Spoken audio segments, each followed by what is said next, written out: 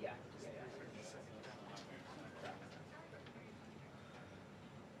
Which one am I getting there? Larry.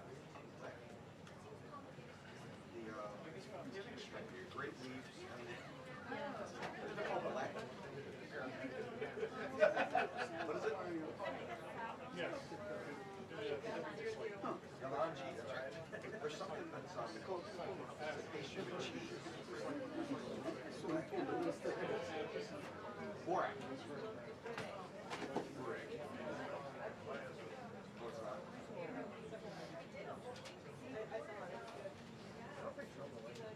Right. Yeah. They ran out of great. You guys ran out of great very quickly. That was the problem. They're very good. Of course, the churches ran out. Not all of them. Remaining churches. Twice a year. Oh, they do. Swing by. Good. They did.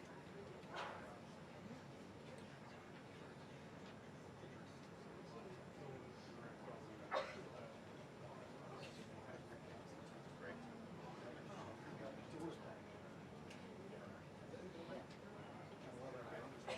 Did he say Borat?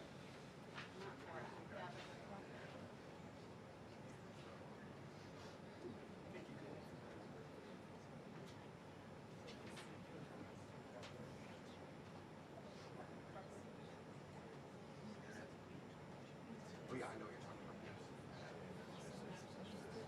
Yeah, very good.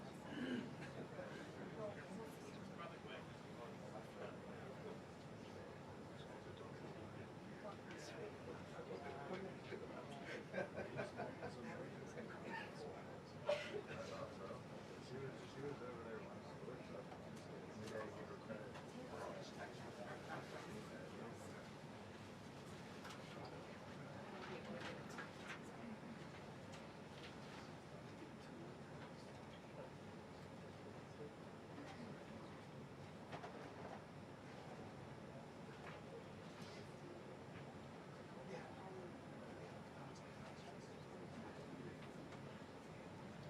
Here he is. Is that him?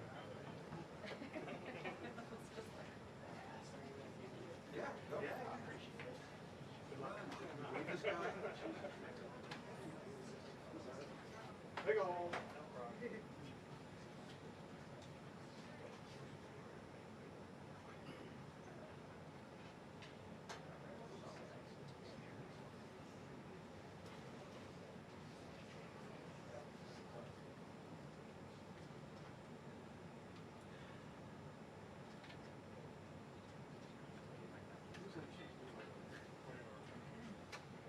But it's not your normal kitchen. I would expect nothing less.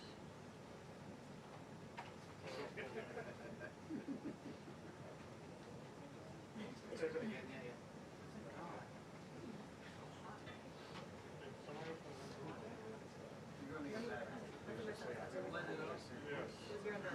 the door. Yes. Why pulling out those two doses? Who do you think you are? This is the White House. You don't just need to relax.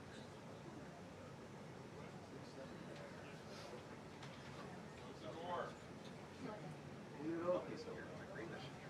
Yeah, it's been, that's all you get. The press briefing was really great. It's gonna feel like Cleveland.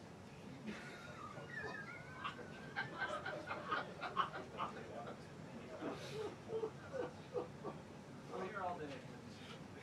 Try the deal. Try the deal.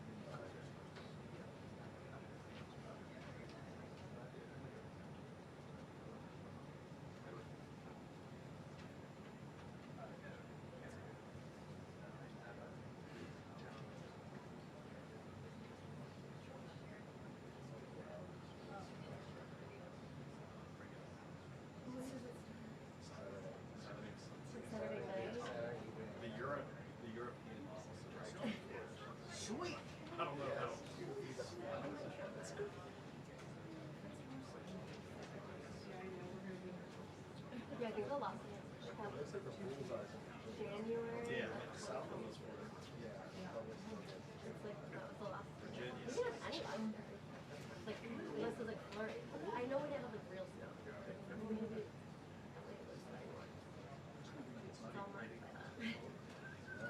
I mean, yeah. I guess it was also Sunday, so there's. Yeah, Jessica goes for herself. Sorry. Never had that. I didn't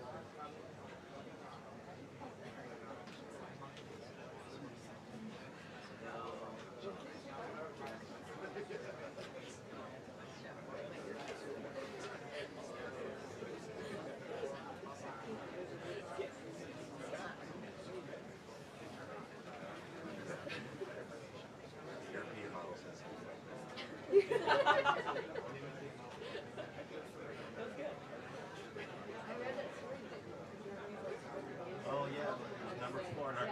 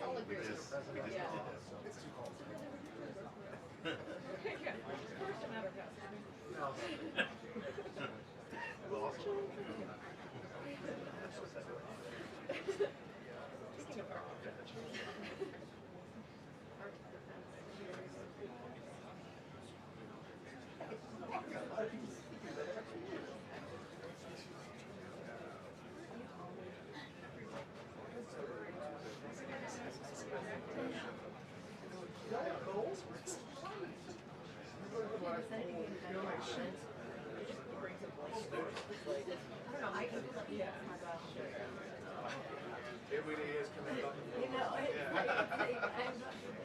like up here, look at me, I got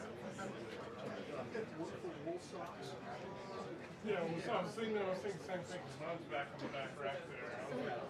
had mine on it. Yeah, Yeah, I took my fur off. Yeah, mine's got big giant hairs down the shirt.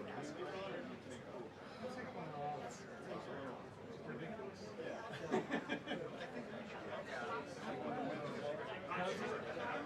I don't know. I haven't worn mine.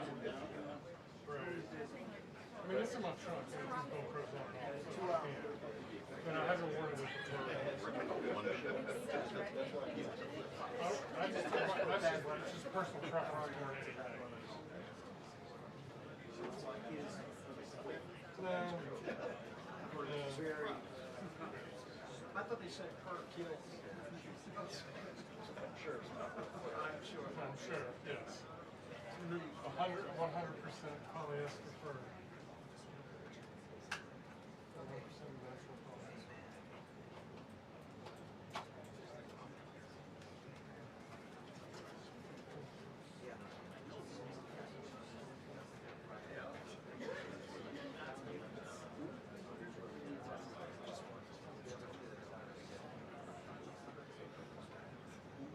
We were stacked up.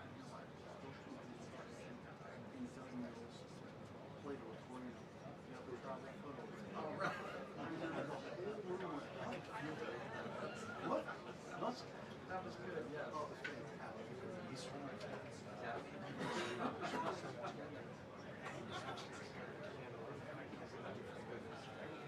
I know.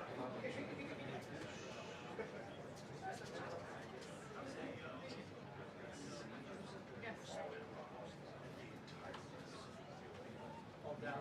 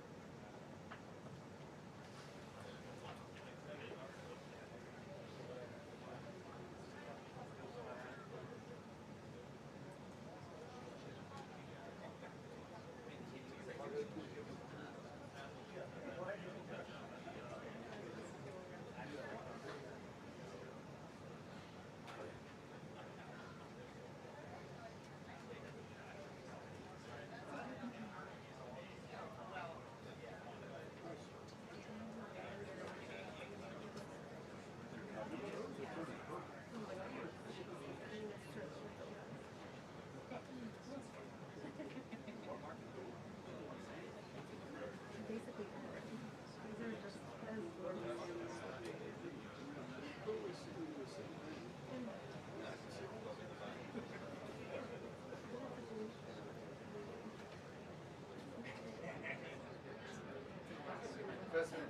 these are just as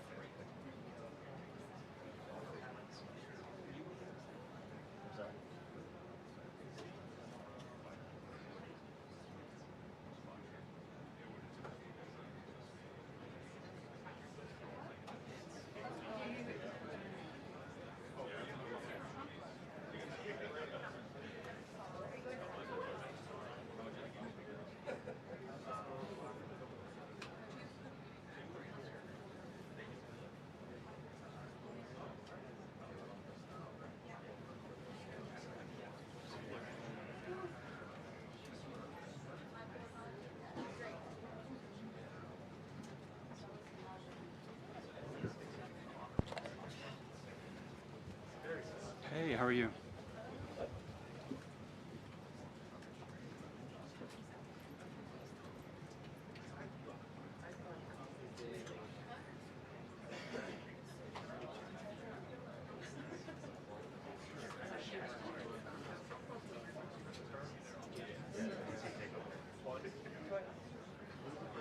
Like the plane crash. And then there was another one.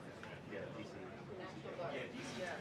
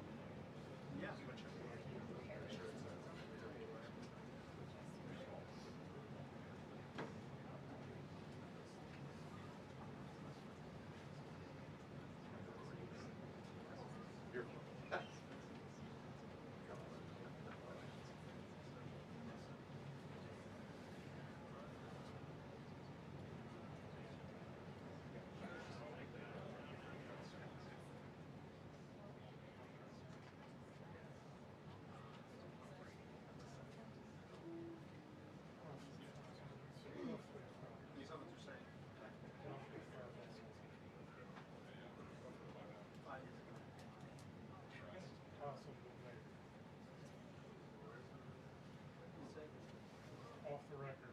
Off the record. We'll keep you careful.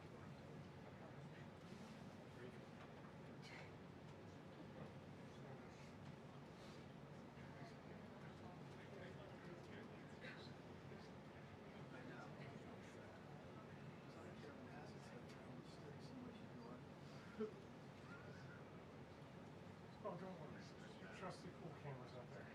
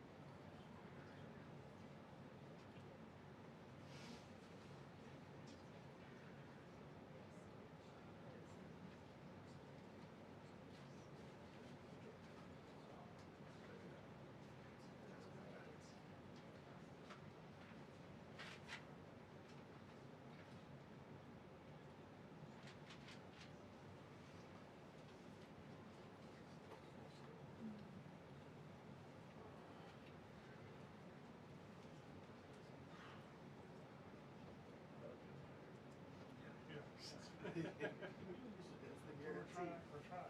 Thank Doing you. everything. Take them over the team. Doing everything we can. Okay. Yeah, time to go. This is the perfect time to go. Oh, it was, it's hard to find.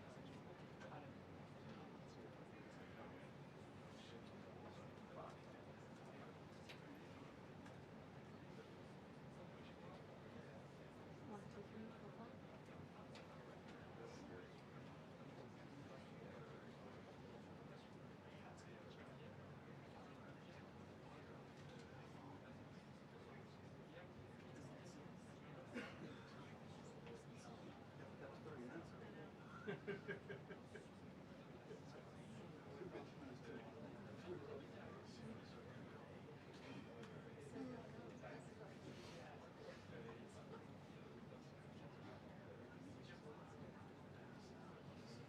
go that way.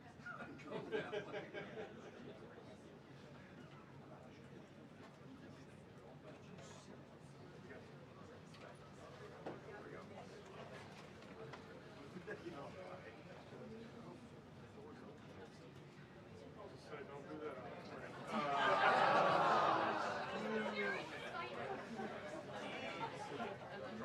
Two-minute warning. Yep. The official tour? Yeah, they just sent it to the full team. That too.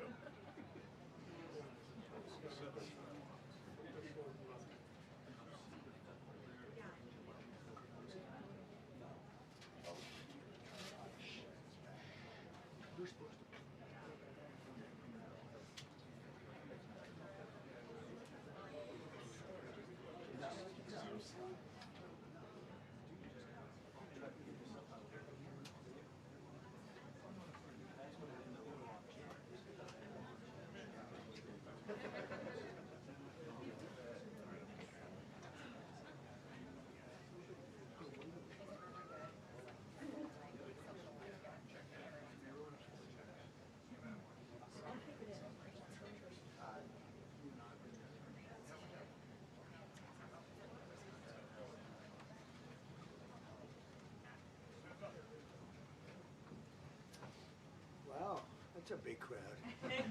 It's a lot of people. I think it's like a record. So these are accomplishments. We have a lot of accomplishments. And as you know, this is the anniversary, first anniversary, January 20th. And it's been an amazing period of time. We have a book that I'm not going to read to you, but these are the accomplishments of what we've produced. All page after page after page, individual things. I could stand here and read it for a week and we wouldn't be finished. But we've done more than any other administration has done by far in terms of military, in terms of ending wars, in terms of completing wars. Nobody's really seen very much like it. I think it's appropriate that because Minnesota is so much in the fray, and I say to my people all the time, and they're so busy doing other things, they don't say it like they should. They're apprehending murderers and drug dealers and a lot of bad people. And these are just some of the more recent ones that we have. And I can show you some of the people. Vicious, many of them murderers. These are all out of Minnesota, just Minnesota. I say, why don't you talk about that more? Because people don't know. Do you want to live with these people? International murder. These are people that are living, they're apprehended and either put in jails in their country from where they came, and the countries respect us, and so they actually put them there. In the old days, they didn't respect our country. Biden wouldn't do this because he let them all in. You know, if you didn't have open border policies of Biden, none of this, all of the things that all of the time that we spend talking about Minnesota and everything else, most of them are coming from out of the country. And it's been caused by a previous administration. Look at this, one after one. Boy, these are rough characters. These are all criminal, illegal aliens that, in many cases, they're murderers, they're drug lords, drug dealers, they're the mentally insane. There's some of them who are brutal killers, they're mentally insane. They're killers, but they're insane. These are just in Minnesota. California, it's worse. In other states, it's worse. Now, Minnesota, the crime is incredible. The financial crimes are incredible. And the problem is because of the agitators and insurrectionists, whatever you want, troublemakers, but they're paid agitators and insurrectionists. Nobody talks about the fact that $19 billion at a minimum is missing in Minnesota, given to a large degree by Somalians. They've taken it. Somalians, can you imagine? And they don't do it. A lot of very low IQ people, they don't do it. Other people work it out, and they get them money, and they go out and buy Mercedes-Benzes, and they come from here, they have no money.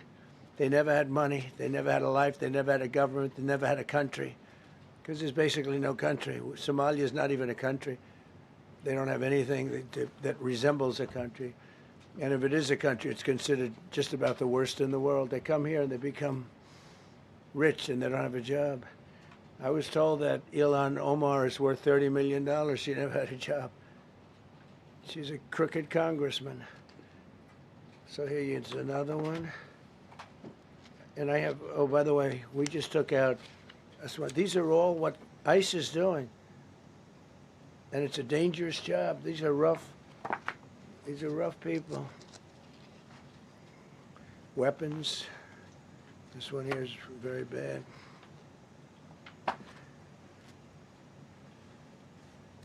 I'm going through this because I think we have plenty of time.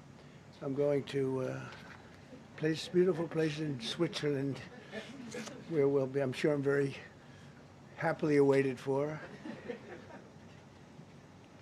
In Switzerland, they don't know about this.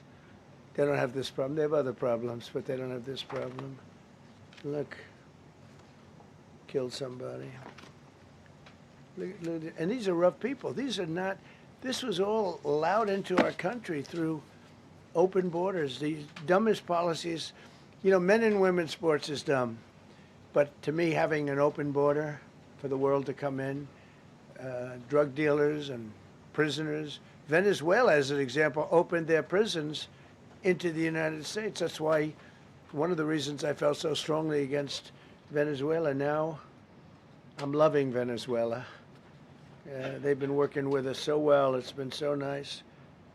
And an unbelievably nice woman also did a very incredible thing, as you know, a few days ago. We're talking to her, and maybe we can get her involved in some way. I'd love to be able to do that. Maria, maybe we can do that. But we're dealing with the people and the president and all of the people in Venezuela, and we've been doing great. The oil companies are getting ready to make massive investments there. They have more oil than even Saudi Arabia. There you go. These are rough ones. This is all Minnesota, every one of them. This is one state out of many. And these people are, let's see, yeah, these are all, so far, people that came from outside of the country. They were allowed in by Sleepy Joe Biden, Crooked Joe Biden, whichever you like. You can call him whatever you like. They're both right. He's sleepy and he's crooked. He was the worst president we've ever had. And we've had some bad ones, too. I can tell you, all you have to do is look at trade. You're not getting bored with this, right? I hope you don't. But these are people that you have to see. Strong-arm rape, aggravated assault with a weapon, and many other crimes.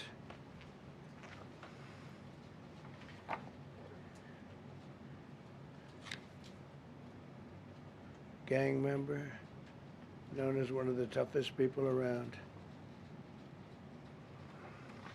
These are tough people.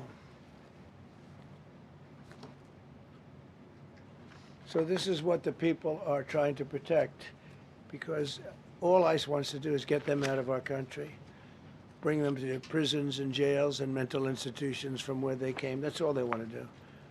They're patriots, and they have to be abused by guys like Don Lemon, who's a loser, lightweight. I saw him the way he walked in that church. It was terrible.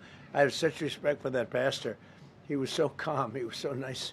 He was just accosted. What they did in that church was horrible yesterday. Look at it here. 24 convictions.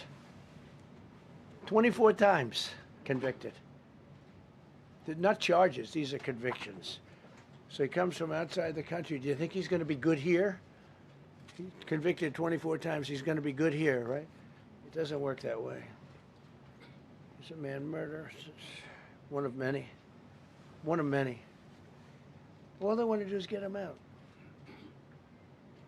They want to take him out of our country. And we're met with paid agitators and insurrectionists, troublemakers. They're paid. You know, when the woman was shot, and I felt terribly about that. And I understand both sides of it. But when she was shot, there was another woman that was screaming shame, shame, shame, shame, right? You saw it. So loud.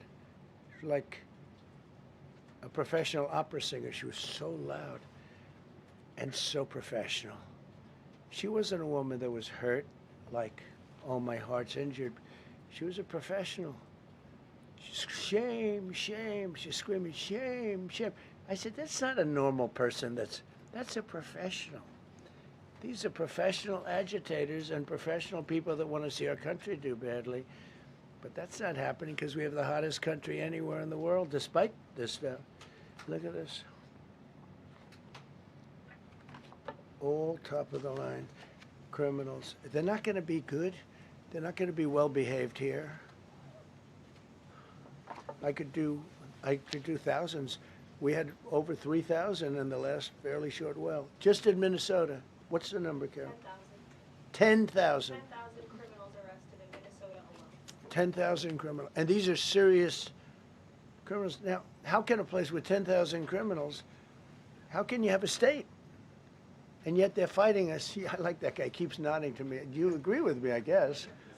I like him. I don't know who he is, but I like him. He keeps nodding. He says, you're right.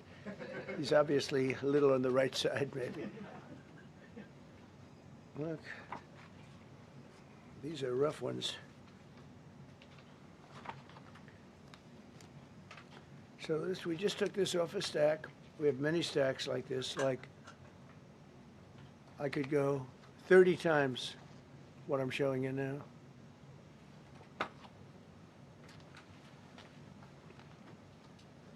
Relations with Hezbollah.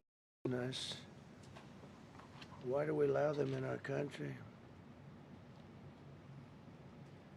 I'm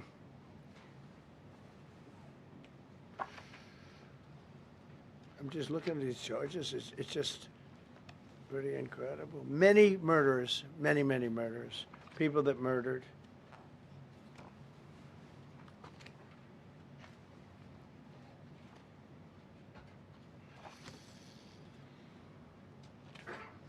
So what ICE does, and Border Patrol is incredible, too. I mean, Paul Perez and that group is incredible. Mostly Hispanic, by the way. They're like 60% Hispanic. You know, they talk about Hispanic. They're mostly Hispanic, right?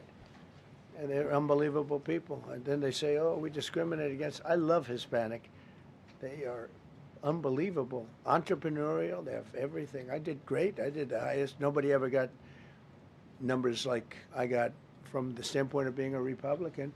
But even if you look at Texas, I won the entire border along Texas, between Texas and Mexico. It never happened before. Nobody's ever done that before. I did it. As a Republican, I did it. I love the Hispanic.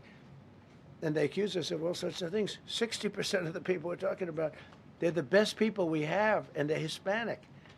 The Border Patrol is largely Hispanic. ICE is largely Hispanic. They're unbelievable people.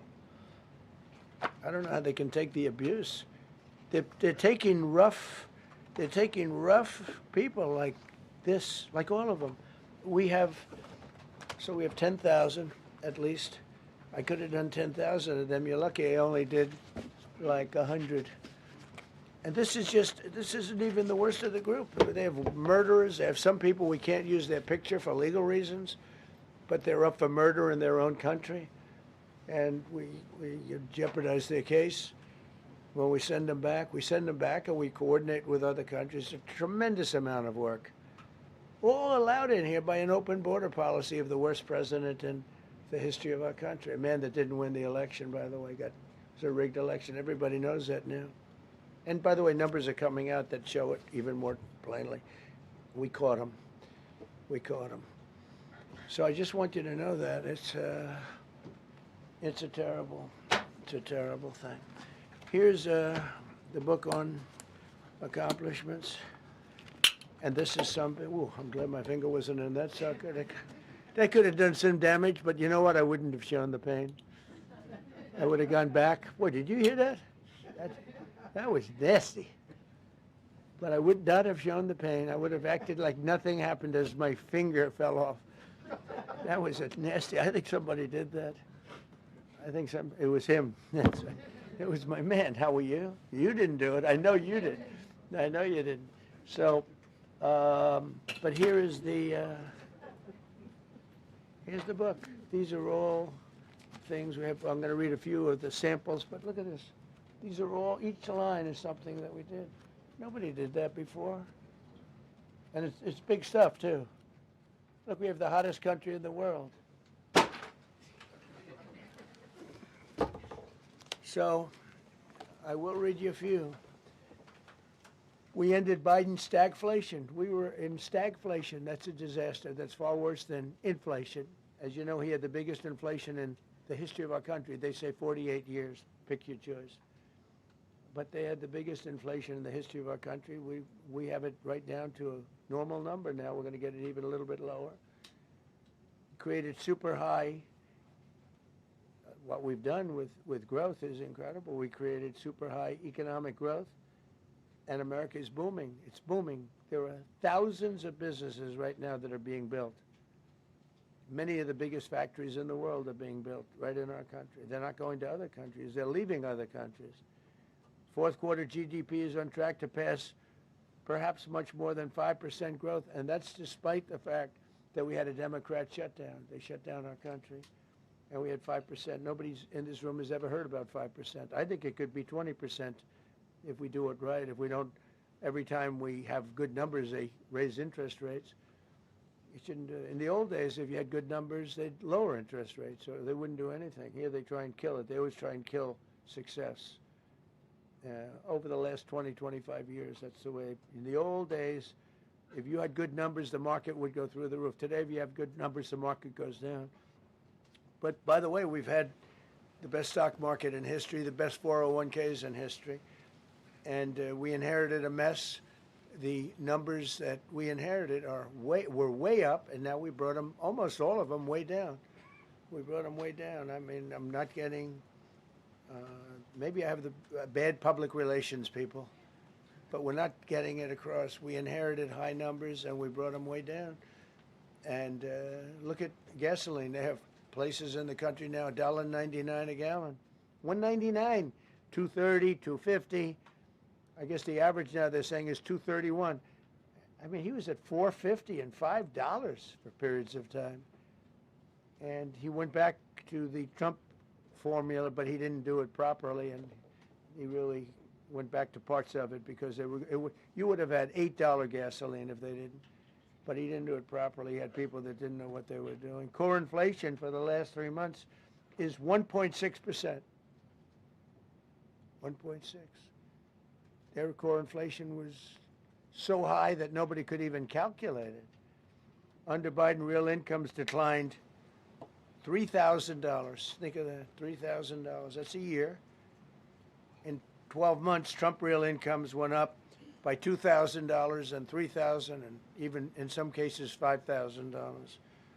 It's a tremendous difference. Stock market has set 52 all-time record highs during the course of the 11 months, because this was done on 11 months. Now we are actually officially 12 months as of today.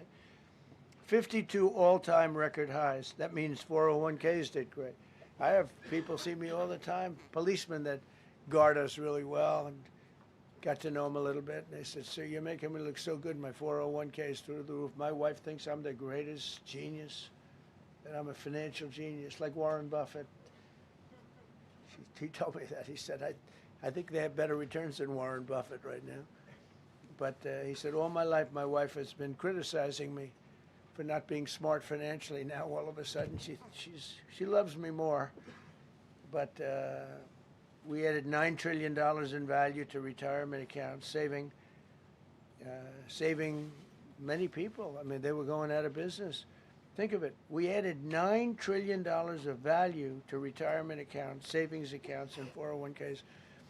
That's during the course of 12 months. And I think it's probably 11 months because I don't think they have it for the 12. They have it for the 11. Added $9 trillion of value. Lifted more than 1.2 million Americans off food stamps in 1 year. They would have had another 1.2 million.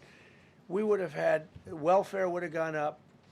And instead of investing $18 trillion in our country, now it's probably more than that, but 18 trillion and having thousands of plants being built all over the country, you would have had thousands of plants closing all over the country, and you would have had disinvestment, and you would have had welfare going way up. You know, if you look at SNAP, take a look at SNAP, what happened with that? It was at $7 billion, and it came out to over $51 billion. Nobody has ever seen anything like it. The past administration, they had no clue. Or they were really bad, but they basically had no clue. But they did have a concept. I mean, they're still trying to sell the idea of men playing in women's sports. You saw that in the Supreme Court. I mean, some of those justices were fighting for them, too. They were fighting for them. But you saw that just the other day in the Supreme Court. Men playing in women's sports doesn't work. Secured a record-breaking $18 trillion in commitments for new investments. Apple, NVIDIA, SoftBank, Oracle, TSMC, Johnson & Johnson, Eli Lilly and Company, Micron, AstraZeneca, General Motors, Hyundai, Ford, Honda, GE Aerospace, many, many others. I left a Ford plant a week ago in Michigan that they were going to close 2 years ago, and now they just announced that they're going 24 hours around the clock making cars. Tariffs did it. I don't know what the Supreme Court's going to do. I think to me it reads so plainly. Couldn't be plainer. You're allowed to do a license. Tariff is probably less severe than what a license could be. But think of it. You're allowed to do a license, and then they have a clause at the end, something to the effect, or what is necessary, something to that effect. And what is necessary with tariffs. I don't know where there's a case even there, but we've taken in hundreds of billions of dollars, and if we lose that case, it's possible we're going to have to do the best we can in paying it back. I don't know how that's going to be done very easily without hurting a lot of people.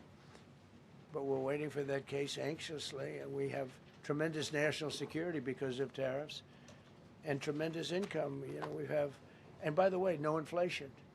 So everyone said, oh, tariffs will cause inflation. We have no inflation. We have very little inflation. Biden had inflation, and he didn't do tariffs. We had a huge problem. We have a 62% reduction in our trade deficit. So if you had a 1% reduction, a normal president would have a 1%, 2% reduction. Everybody would be high-fiving. At a 62% reduction, next year we won't have a trade deficit. We secured most favored nations agreements to slash drug prices by as much. And to me, I think this might be the biggest thing of all. We get zero talk about it. The New York Times had a story way in the back of the paper, a little story about it. I think it's the biggest thing there is when you talk about health care. Drug prices will go down more than ever before for any country because we were priced at such a level that we were subsidizing the entire world, big place the world.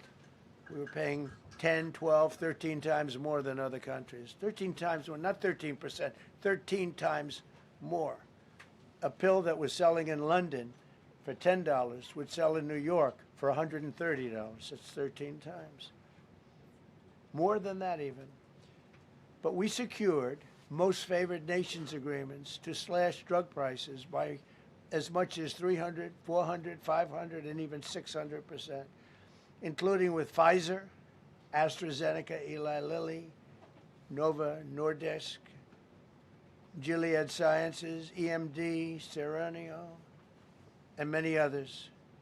If you look at some of the prices that are coming down, where a price would come down $1,300 coming down to $87. Think of it. So something that was costing $1,300 is now costing $87. And the fake news doesn't want to write about it. That's why I do this. I don't like to do this, to be honest with you. But I do it because got to get the word out. We signed one big, beautiful bill. I call it the Great Big Beautiful Bill, delivering the largest tax cuts in history. No tax on tips, no tax on Social Security, no tax on overtime. We made interest on car loans tax deductible for U.S.-built automobiles only. So if you buy an automobile built in the United States, we're not doing it for Germany and Canada and different places. We're doing it only if it's built here. We want them to be built here. A lot of the Canadian auto plants are closing and they're moving into the United States. Same thing with Mexico, same thing with Germany, and same thing with Japan and other countries. They're moving into the United States because of tariffs. Because they don't want to pay the tariffs. It's too much. They can't pay the tariffs. So they're coming here. Nothing different than what other smart countries did. But it works better for us. Under my leadership, it's not done properly, but it's done properly. We have, again, more plants being built than at any time in the history of our country. Passed the largest spending cuts in American history, and that was true in my first. We had a tremendous first term also. We rebuilt our military. We had one of the best. We had the best economy in the history of our country, but we're blowing it away now. When this stuff starts opening up, you're not going to see anything like it probably ever again. We slashed the federal budget deficit by 27% in a single year. Think of that, 27. You could do it 2%, 1%, 0.5%, 27%. And that's with all of the things we have to do, all of the people we have to put on the payroll to get rid of people that are murderers. Again, when you see people in Minnesota that are murderers, these people are fighting to keep them there. And I say to Christie and to Tom Homan, the great people, they're working so hard. Look at the border. The border is now secure. First time, Biden said you couldn't do it. You need legislation. I had no legislation. I said close the border. Within 1 month, we had almost nobody coming in. Now for the last 8 months, nobody came into our country illegally. And I find that hard to believe because you'd think somebody, because it used to be millions of people just poured into our country. And the people that do that are Democrat sort of aligned. So, they're not doing me any favors. We had nobody come in. We have a very strong border. We have very few people coming up. They're not going to make the trek because they know they probably won't be coming in. So it's not as hard as you think. But I didn't have to go back. Remember they said, we need legislation to close the border. They had millions of people coming in a month. We have nobody coming in, and we're getting the murderers out. Murderers, people from prisons and jails. Many countries opened up their prisons and dropped them into the United States. Those are the people we're getting out. And we have a lot of heart. And I said, you got to lighten up on this. We have a lot of heart for people. They came in illegally, but they're good people, and they're working now on farms, and they're working in luncheonettes and hotels and all. And we're looking to get the criminals out right now, the criminals. And I think it's very important. Every once in a while you see a story, we take somebody. He should be out because they came in illegally. So in theory, they should be. But we're focused on the murderers, the drug dealers, the mentally insane. We have a lot of mentally insane killers. You can't even talk to them. It'd be nice if you could have a little reason, but you can't even reason. These are seriously ill people. You have a couple of countries where they were loaded up. Their mental institutions and insane asylums were loaded to the gills. They couldn't get. They're empty now. But they're filling up because we're bringing them all back. We know where they came from. And every country accepts them. Under Biden, they wouldn't take. They had so little respect that they'd bring them there, and they wouldn't take them. They said, get the hell out of here. They would be bringing a plane in to land in a country, and they'd put 5 planes on the runway so you couldn't land the plane. So they'd come back with the people that they were bringing back. They don't do that with me. They do that with me, they have problems. They don't do it. They accept them back. They're not happy about it, but they accept them back. Cut a record number of regulations. I promised to eliminate 10 old regulations for every one new regulation. Instead, we cut 129 old regulations for each one added. Think of that. I want to do 10 in my first 4 years I did, when we put on a new regulation, you had to cut 8. This year I said you have to cut 10. Instead, we cut 129. So every time, so far, can't remain like that, I don't imagine. I hope it can, because we have so much wasted regulation, stupid regulations. Regulations where they go by California, which is a disaster state, with a governor that truly is doing a bad job. He's killing that state. If he ever ran the country, this country would be Venezuela very quickly. Using tariffs slash the U.S. trade deficit by an incredible 77%. The trade deficit is down, and that doesn't include the last month where we had our best month. We slashed the trade deficit by an incredible 77% in 1 year with no inflation, something that everyone said could not be done. So we had essentially no inflation. In fact, the last month we had almost no inflation. But we slashed the trade deficit by 77%. If you slashed it by 1%, that was good. Again, we did that with tariffs and intelligence.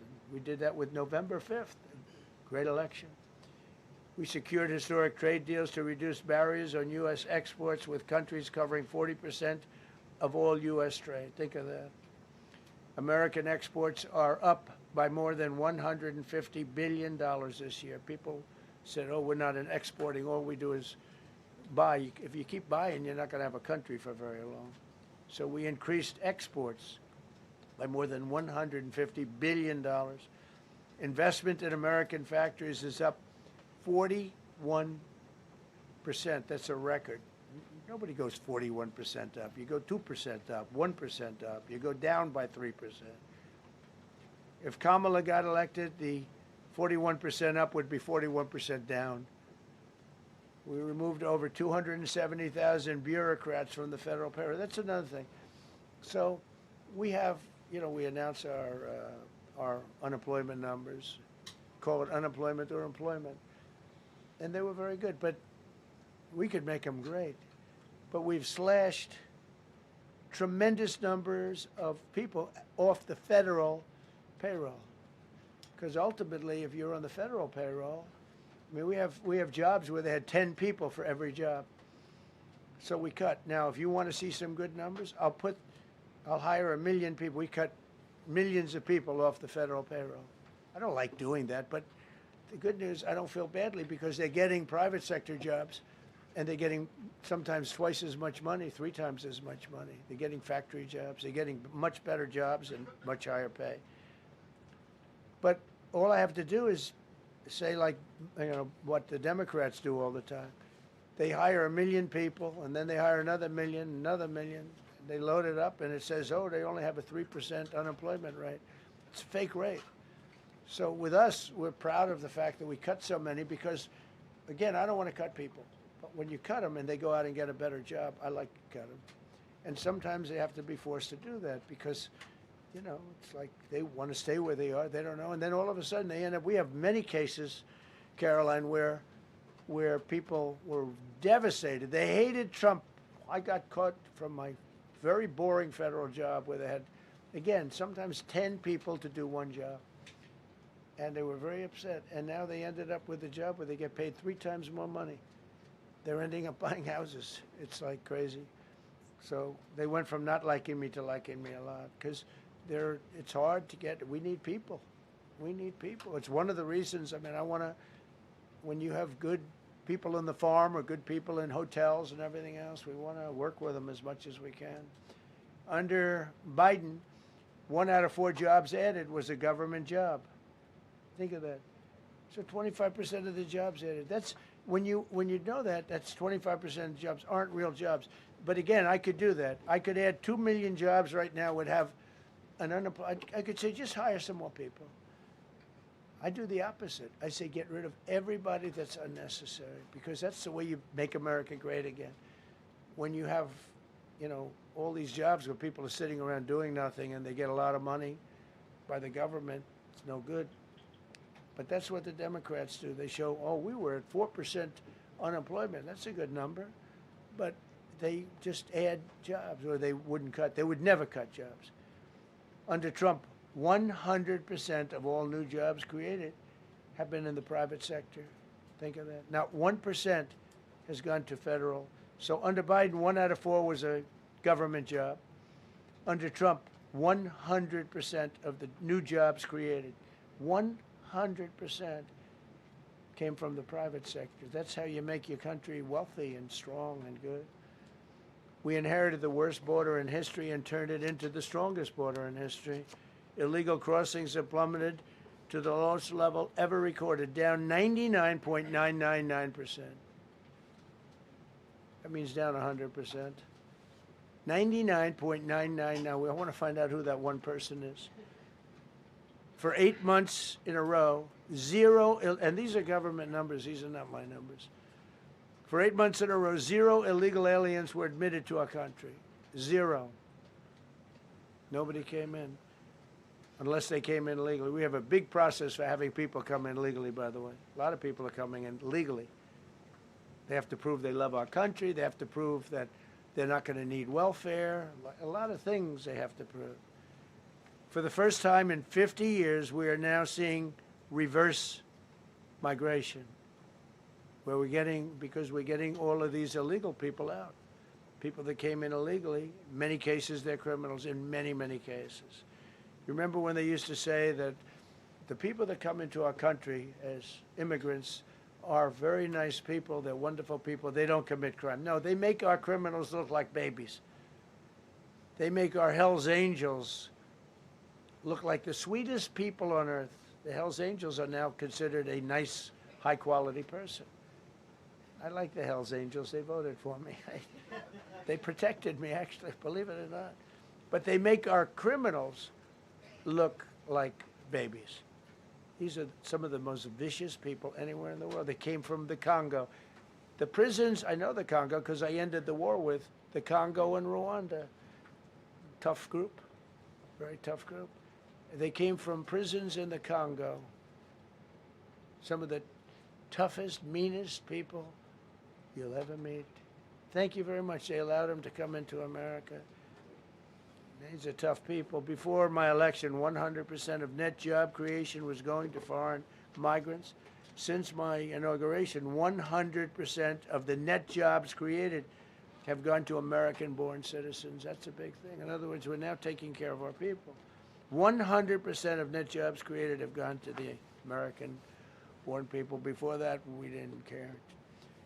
Designated Tren de Aragua, MS-13, and the Mexican drug cartels as foreign terrorist organizations, and we've hit them hard. You've seen what we've done on the water. We're starting to do that on land. The land is much easier, actually. Water is incredible. We did that on the water so that when you do it on the land, they don't go to the water. Nobody's going into the boat business right now, I can tell you. 97% down drugs coming in by water. 97%. Nobody ever heard of that before. They heard 2%, 1%. It went up 2%. 97, and we're looking for the 3%. Who the hell are the 3%? They're crazy. But we've taken out almost 100% of the drugs coming in by water. Now we're going to be very shortly starting drugs coming in by land. We know exactly where they're coming from. Removed tens of thousands of illegal alien gang members, drug dealers, murderers, child predators, human traffickers, fraudsters, savage criminals, and others. We removed them from our country. They're out. They're gone. In some cases, they're so dangerous that we put them in jail because we don't want to give them to their country. Their country doesn't do anything, and they end up coming back. We have some that they're so bad that we don't want to really release them. We want to put them in a jail where we know they're properly ensconced. Think of that. Remove tens of thousands of illegal alien gang members, drug dealers, murderers, child predators, human traffickers, fraudsters, and savage criminals. Why wouldn't you want them removed? The reason is because these are insurrectionists that are doing this work. And, you know, they're going to make mistakes sometimes. ICE is going to be too rough with somebody, or, you know, they're dealing with rough people. Are they going to make a mistake? Sometimes it can happen. We feel terribly. I felt horribly when I was told that the young woman who was had the tragedy. It's a tragedy. It's a horrible thing. Everybody would say. ICE would say the same thing. But when I learned her parents and her father in particular I hope he still is, but I don't know, was a tremendous Trump fan. He was all for Trump, loved Trump. And, it's terrible. I was told that by a lot of people. They said, oh, he loves you. He was I hope he still feels that way. I don't know. It's a hard situation. But her father was a tremendous, and parents were tremendous Trump fans. It's so sad. It just happens. It's terrible. Halted all refugee admissions to the United States, including from Somalia, which is a terrible, terrible place, another dangerous place. And we also stopped the pirates because they get the same treatment as the drug boats. So in Somalia, the Somalians, you know what they're good at? That's about the only thing they're good at is they're good at pirating ships at sea, big ships. So you have a huge oil tanker with millions of gallons, millions of barrels of oil. And if it gets hit by a big weapon, the whole thing blows up. And they don't want to fight because if they do, they're told by their insurance companies, do not hand over the ship. And they're not allowed to have any guns on the ship. They're literally, you have these massive ships being taken over by a Somalian small boat with a big weapon. Because if they hit the side of the ship can blow up you talk about a blow up. Bad, we've seen some bad things happen. And the insurance companies, some of these ships cost more than $1 billion to build. And the insurance companies say, look, we'd rather give them money than take a chance on $1 billion insurance policy. But they don't have to worry about it because we hit them the same way we hit the people with the drugs in their boat. They don't know what the hell happened. But all of a sudden, there are no pirates at sea. Do you notice? We haven't had a boat taken in a little while. Came out of Somalia, really corrupt place. It's not a country. They don't have government. They don't have anything. I always hate to see this. Ilhan Omar, she comes from Somalia, a backward country, probably the worst country. They say it's the worst country in the world, if it's a country. I don't even think it's a country. There's no organization, no anything. They don't have police. They don't have military. They don't have anything. They just have people running around, killing each other and trying to pirate ships. But she'll come here, comes, and then she wants to tell us how to run our country. The Constitution says that I am entitled to this. I can't stand her. Terminated all taxpayer-funded benefits for illegal aliens and kicked 275,000 illegals off of Social Security. They were illegally getting Social Security. 275,000 people. I'm telling you, it's not that this is pleasurable, but if I were an elected president, this country was going to be destroyed quickly, very quickly. I think within a year, if you had Kamala or a Joe type. I mean, Joe was a disaster, but if you had Kamala, he was the replacement. I was up by like 25 points on Joe, and they said, hey, let's get somebody else. This never happened. I had so many firsts. You're leading somebody by a lot, and they say, oh, let's take him out. Let's put somebody. That's like I said to Dana White the other night. I said, you know, Dana, it's like you have a fighter, two fighters. One guy is winning by a lot. And they say, oh, let's take this guy out. Let's put a new fighter in the ring with him.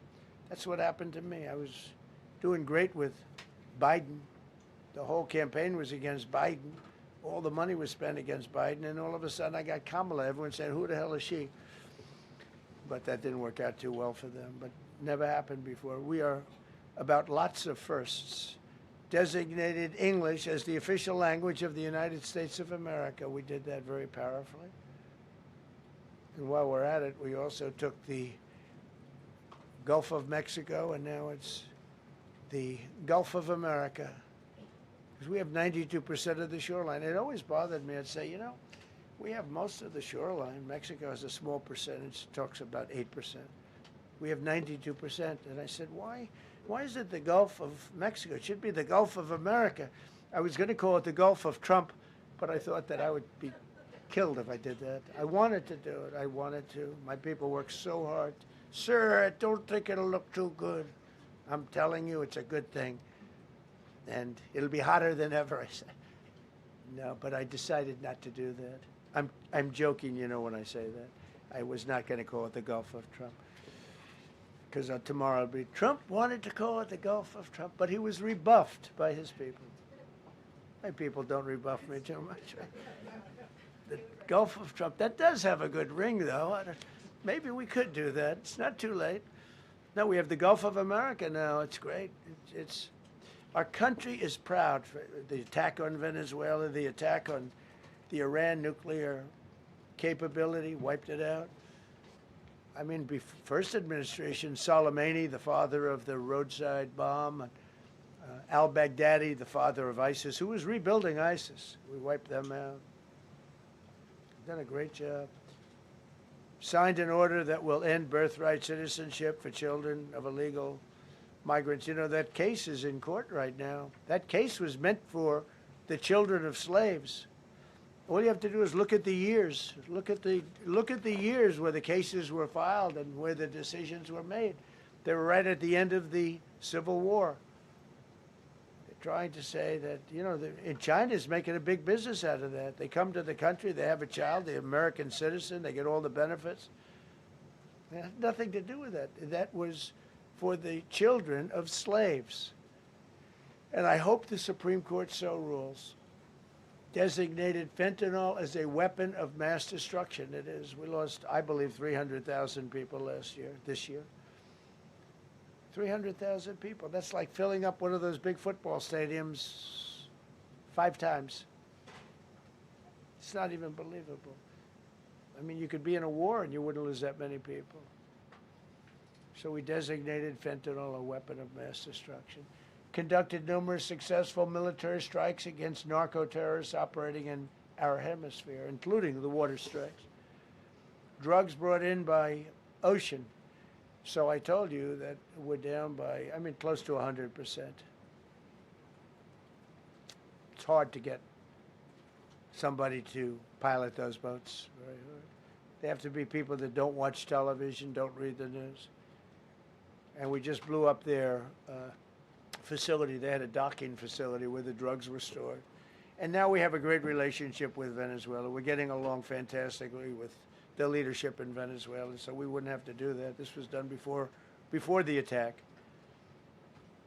But we captured and brought to justice the outlaw dictator of Venezuela, Nicolas Maduro, who, through drugs, killed millions of people in our country. Tremendous drug dealer. Also sent millions of people into our country, including Tren de Aragua, the worst gang. They say it's the worst gang in the world. They took over parts of Colorado. They just take the apartment building. They just took it away. Just took it away like we're here. They cut the hand off one man because he called the police. Who called the police? I did. You took my apartment from me. Boom, no hand. This is what they sent us.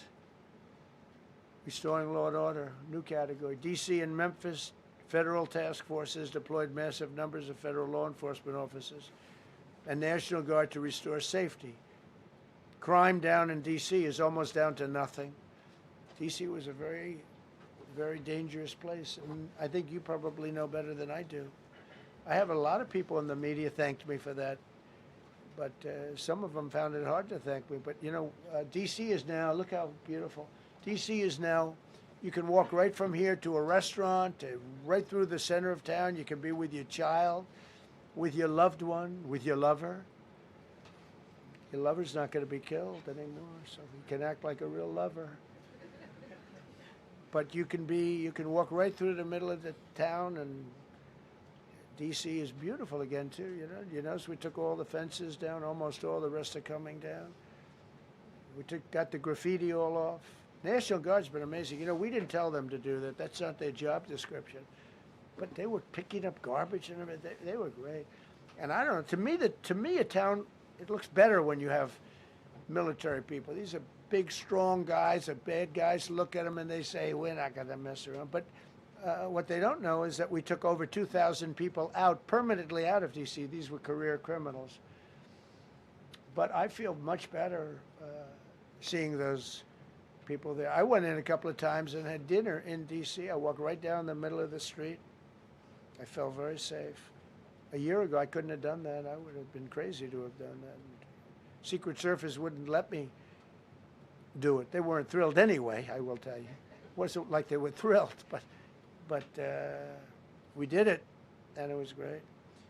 But D.C. is a great thing. We have virtually no crime in D.C. anymore. And before we did this move, it was, and we could do the same thing with Chicago. You know, we brought Chicago down 25%, even though we just had a minimal crew there. We brought Wisconsin down. We brought Minnesota down, way down, even though everything's a fight, you know, because they want to keep those people that are lying on the floor.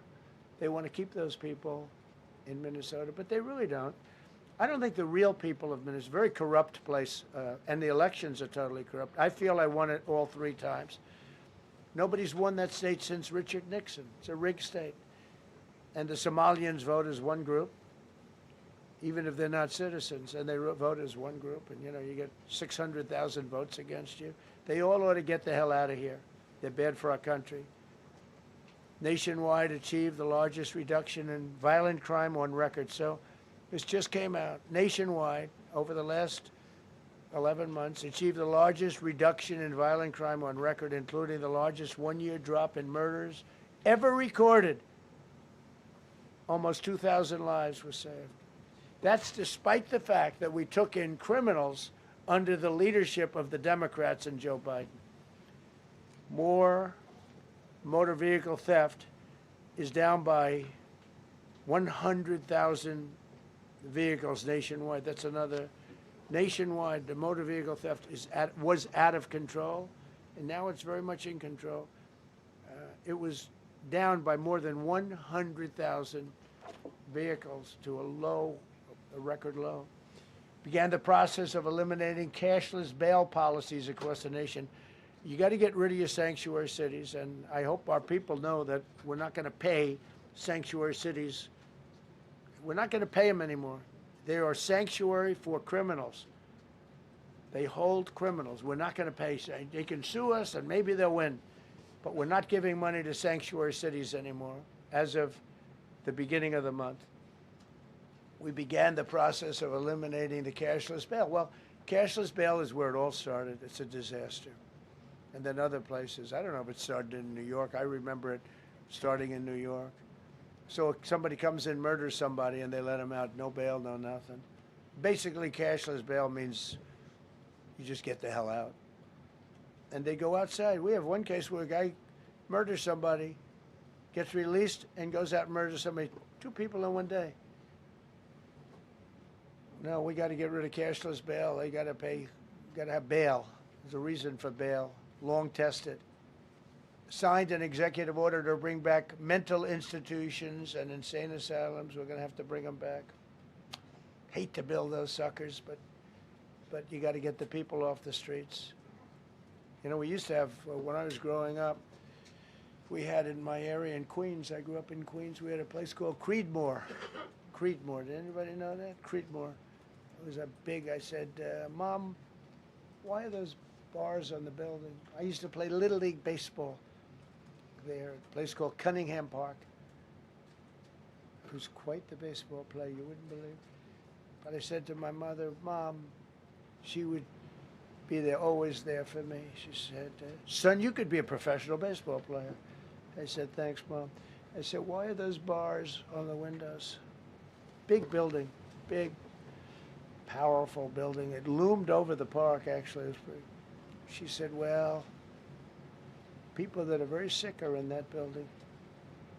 I said, boy, I used to always look at that building and I'd see this big building, big, tall building. It loomed over the park. It was sort of, now that I think, it was a pretty unfriendly sight.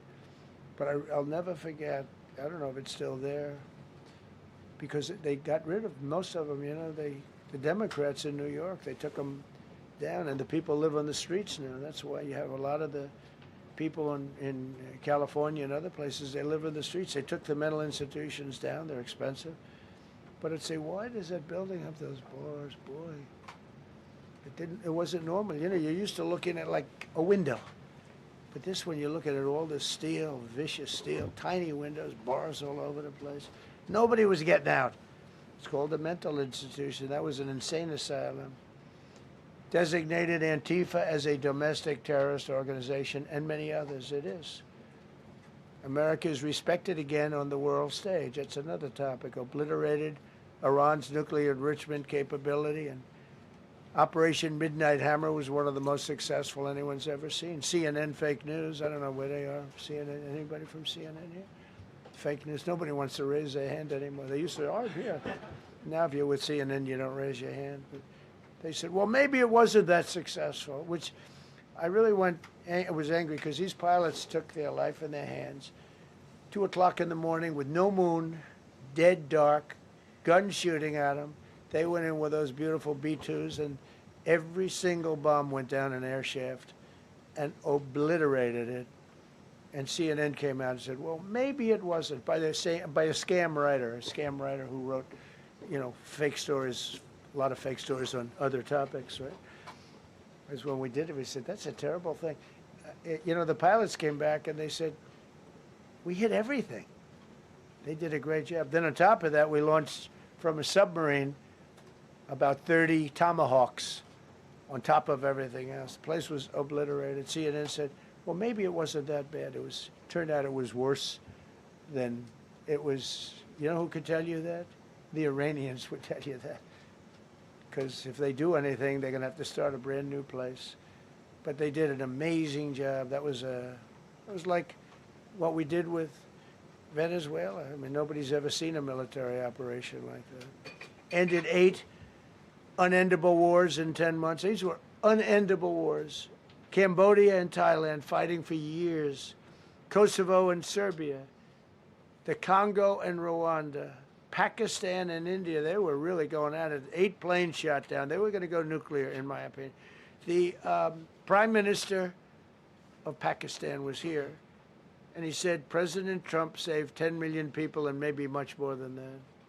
They're both nuclear countries. Israel and Iran.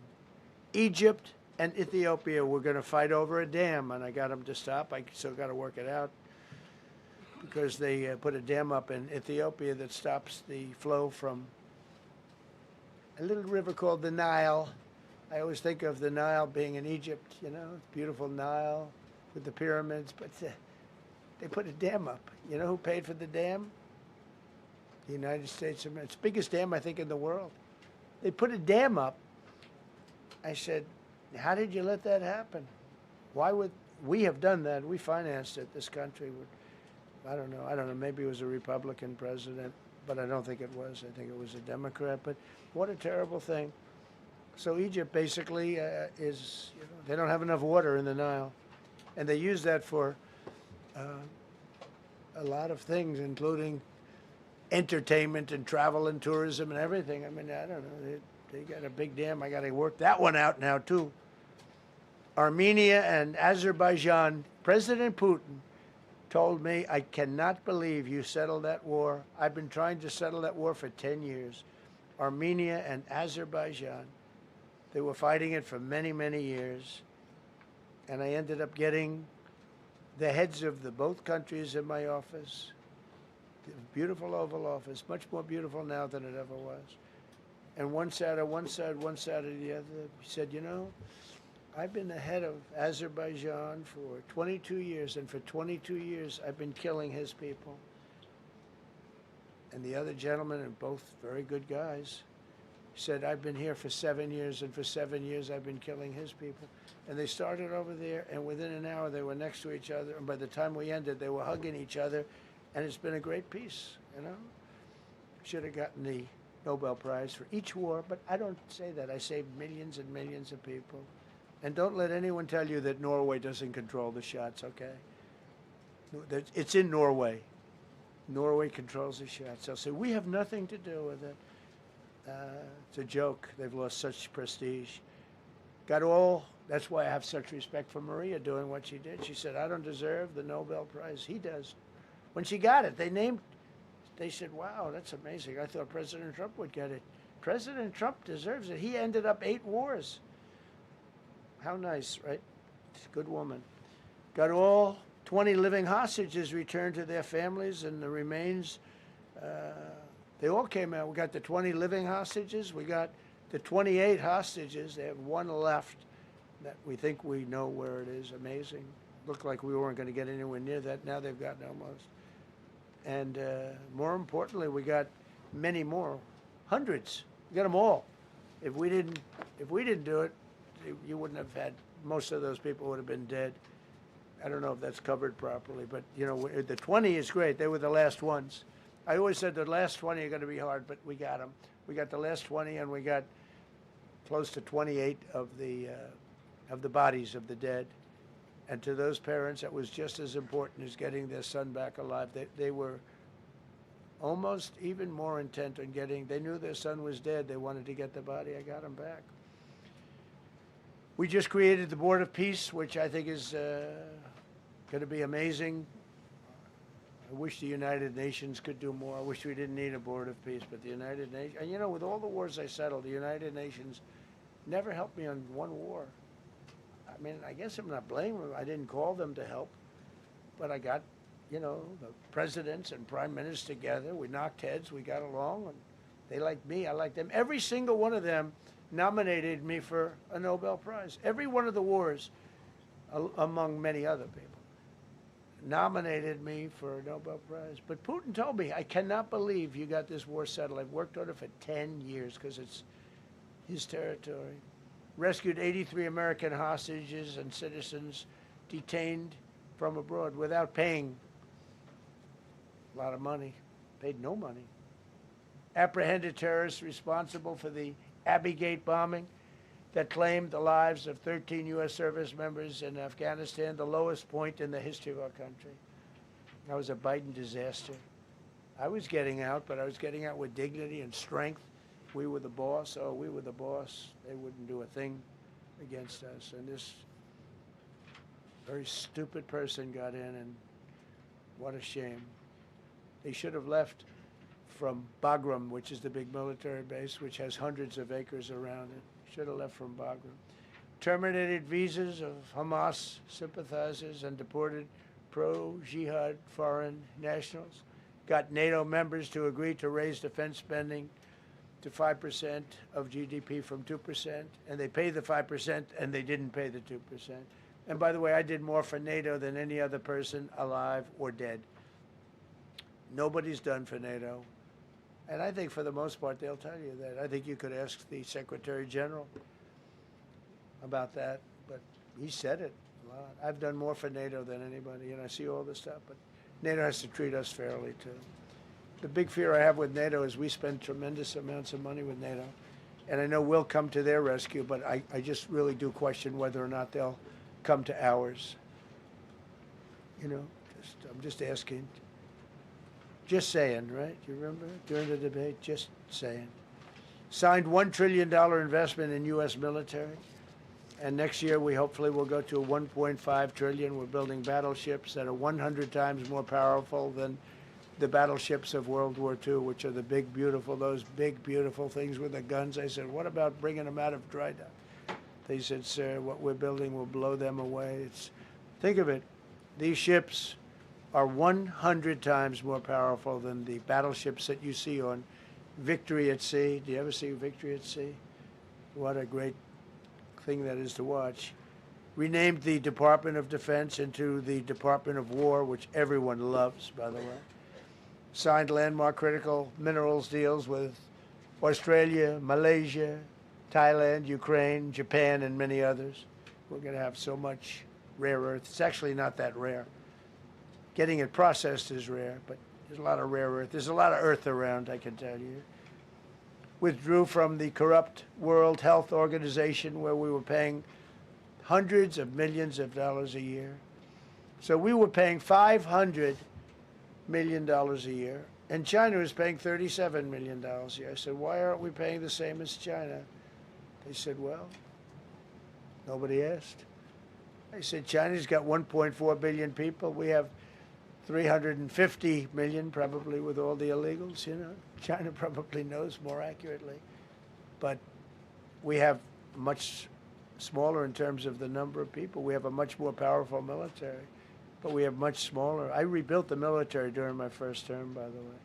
And while they gave away a lot to Afghanistan, the Taliban, which was just horrible seeing them, every year seeing them do that military down some dirty street is a disgrace. But while Biden gave a lot of it away, it's a tiny fraction compared to what we did. I rebuilt the military, and now we're continuing to build it. And bigger and better, we need it, peace through strength. But we withdrew from the corrupt World Health Organization. So I remember we were paying 500 million, they were paying 37 or 39 million. And I said, how come? So I withdrew, and they called, we'll give you the same deal that they had. I said, well, it should be less than that, because if they're at 37 and you have 3 times, 4 times the number of people, even maybe 5 times, I don't know. So it should be less, but I didn't want to chisel around. And I thought about it. So I could have taken 500 million to 37, and everybody knew it. I chose not to do it because it was actually very popular when I got out, because they were terrible. And so I chose not to take that deal. First thing Biden did is go back into it. You know what he paid? More than 500 million. So I actually called them. I said, you know, you can buy it for less. You can make a deal at 37. There's no reason to pay 500. They didn't care. They paid more than 500. Did you know that? They paid more than 500 million. I made a deal at 37. I could have had 37. They were public about it. We'll give you the same deal that China has for 37. And they paid 500. They paid $500 million. That's the way you ruin a country. And it's the same attitude that, you know, you have on everything else with these people. They were terrible. The anti-American UN Human Rights Council we ended. The UN Relief and Works Agency we ended. And the fake Paris Climate Accord, which was a ripoff of America, where we had to pay $1 trillion and they were paying nothing. China didn't kick in until 2035. We kicked in immediately. We were supposed to pay $1 trillion. Russia went to a standard of 1991, which was a dirtier standard. But we had to pay top dollar. So I terminated that. Another Rick. We ended the woke lunacy and restored common sense, abolished all discriminatory diversity, equity, and inclusion DEI policies throughout the federal government and the private sector. They're gone, everybody. They're gone. Terrible. Terminated the Green New Scam and ended the insane electric vehicle mandate. I love electric vehicles. That caused me a little problem with a man named Elon. But he understands, and he's a good guy. We get along, but I said, Elon, we can't have all electric cars. We just can't do it. I like the electric cars. I like his car. But in particular, I like his car. But we can't do that because some people don't want an electric car by 2030. And to build the power stations all over the country would have cost $4 trillion. $4 trillion. That's more than any country has. If you got China, the United States, and everyone, you couldn't do it. And it would have taken years. And yet they were supposed to be switching over electric vehicle mandate. Some people don't like electric cars. Some people want hybrids. Some people want regular gasoline-powered cars. We have more gasoline than anybody. And now with Venezuela, we have 62% of the market when you include Venezuela. So I ended the Green New Scam, and I ended the insane electric vehicle mandate. Now you can buy a gasoline-powered car, a hybrid, and you can buy a electric vehicle. I mean, if you think, if you want electric, you can buy it. Make a good deal on them right now because they made a lot of them. Permanently stopped Joe Biden's ridiculous CAFE standards. That's having to do with the environment, so ridiculous. Canceled the EPA's absurd, totally absurd, tailpipe emission standard, which made you spend hundreds of thousands. It made for hundreds of thousands of cars. The numbers, the cost numbers were incredible that the consumer has to pay. Imposed 25% tariff on all foreign automobiles and 100% tariff on Chinese cars with don't come into the country because of tariffs. Only because of tariffs. We didn't have tariffs, you wouldn't have any car. We have now more car factories being built in the United States than ever before because of tariffs. If they take those tariffs away, China will eat our lunch. They'll take all of our car business. Now, there's another way of doing it, but it's more cumbersome, et cetera, et cetera. I don't want to scare you, but it's much more cumbersome, not as good for national security as this. We have a perfect system right now. We're making a fortune.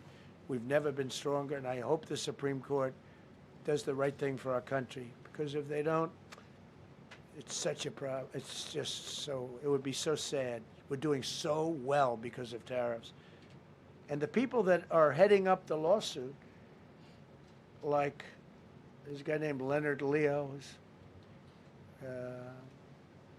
bad guy, and people that are very China-oriented and foreign car-oriented and foreign business-oriented, but in particular China, they're suing to get rid of tariffs because they don't want tariffs, like Coke.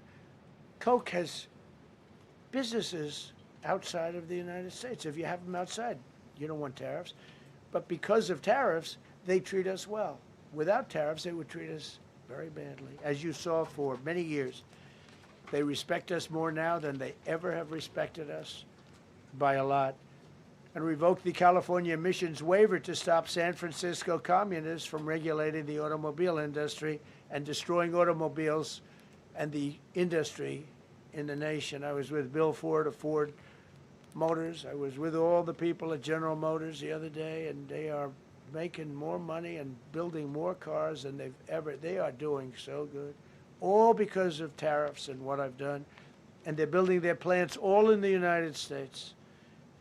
Reopened ANWR for drilling. That's a big deal. Launched a massive Alaskan pipeline project to export natural gas to Asia. We made a deal with South Korea and with Japan that gives us money, the likes of which nobody's ever seen before.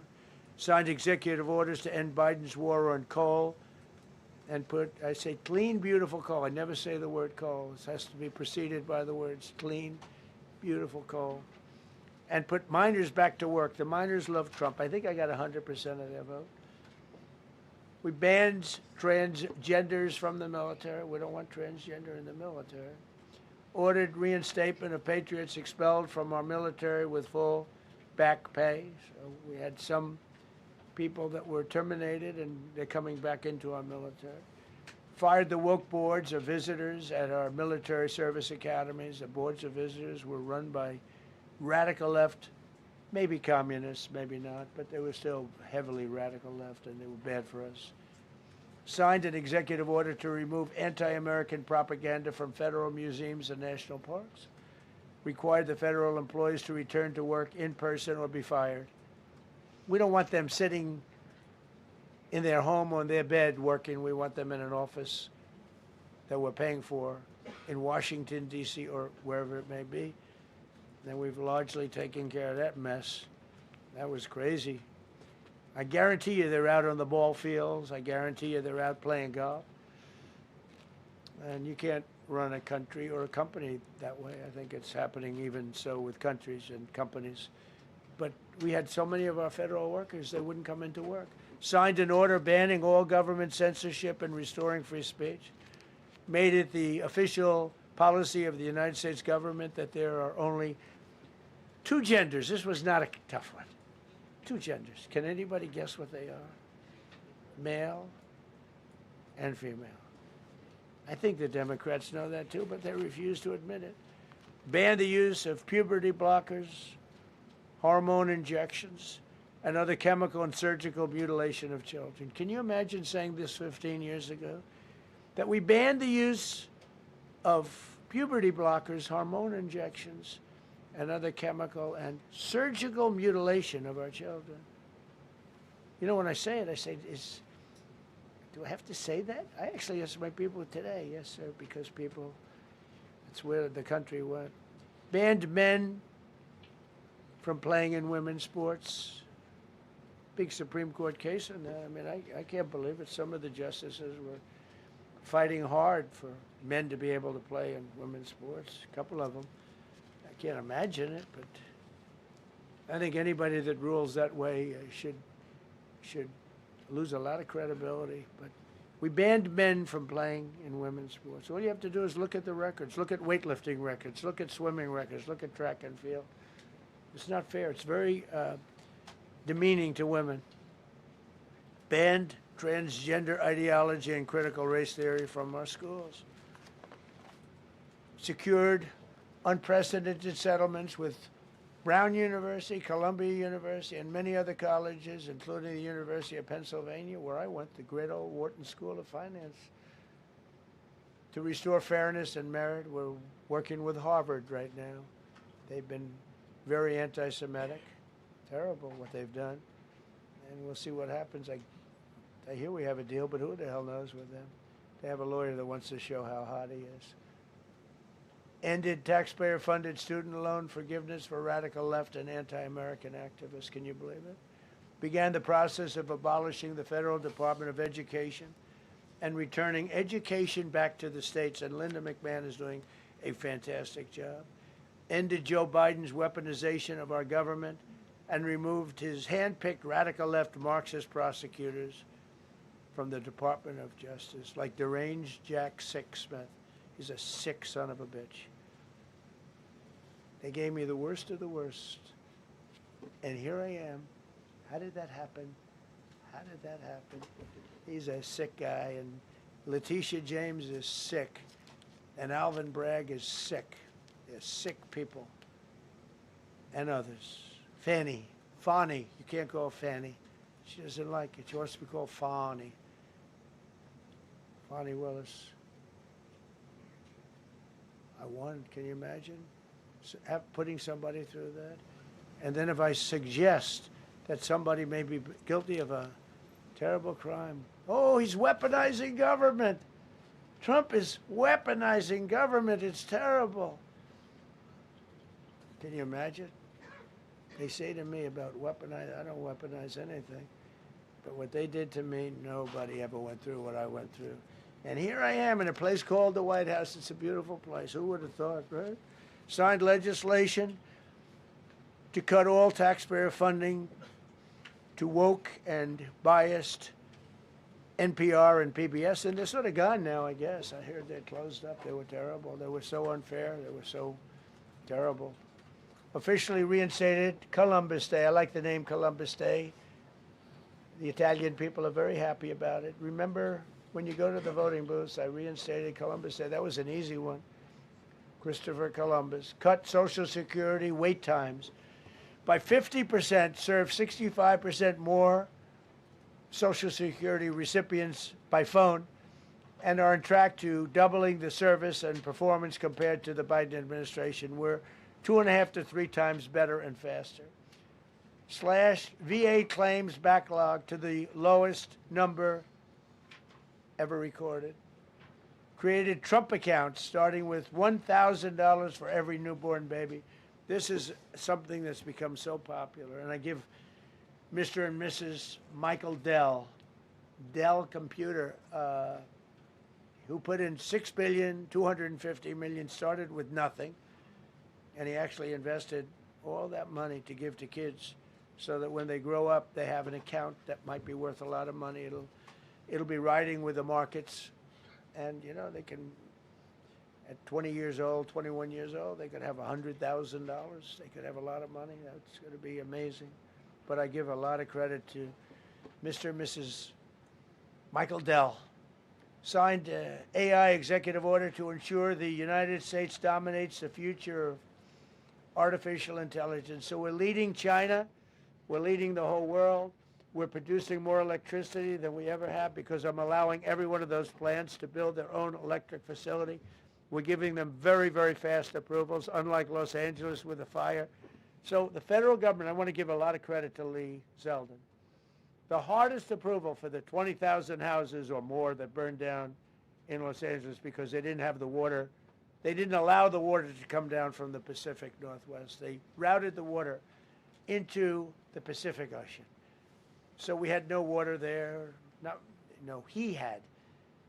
I would say open up the water, open it up to the governor, to the mayor. They didn't want to do it. They wanted to protect a tiny little fish that's, I said, how can you have a fish when you don't have any water? It was just an excuse, I guess, but it's amazing. We took 20,000 houses, and Lee Zeldin, the toughest permit is from the federal government. Within 2 weeks, every single permit was given to the people to build their houses. Then you have the incompetent mayor of Los Angeles. He's neutral, who decided to go to Africa during the fire. So you have this incompetent mayor, and I had it out with her the night when I got right after the fire. I went there.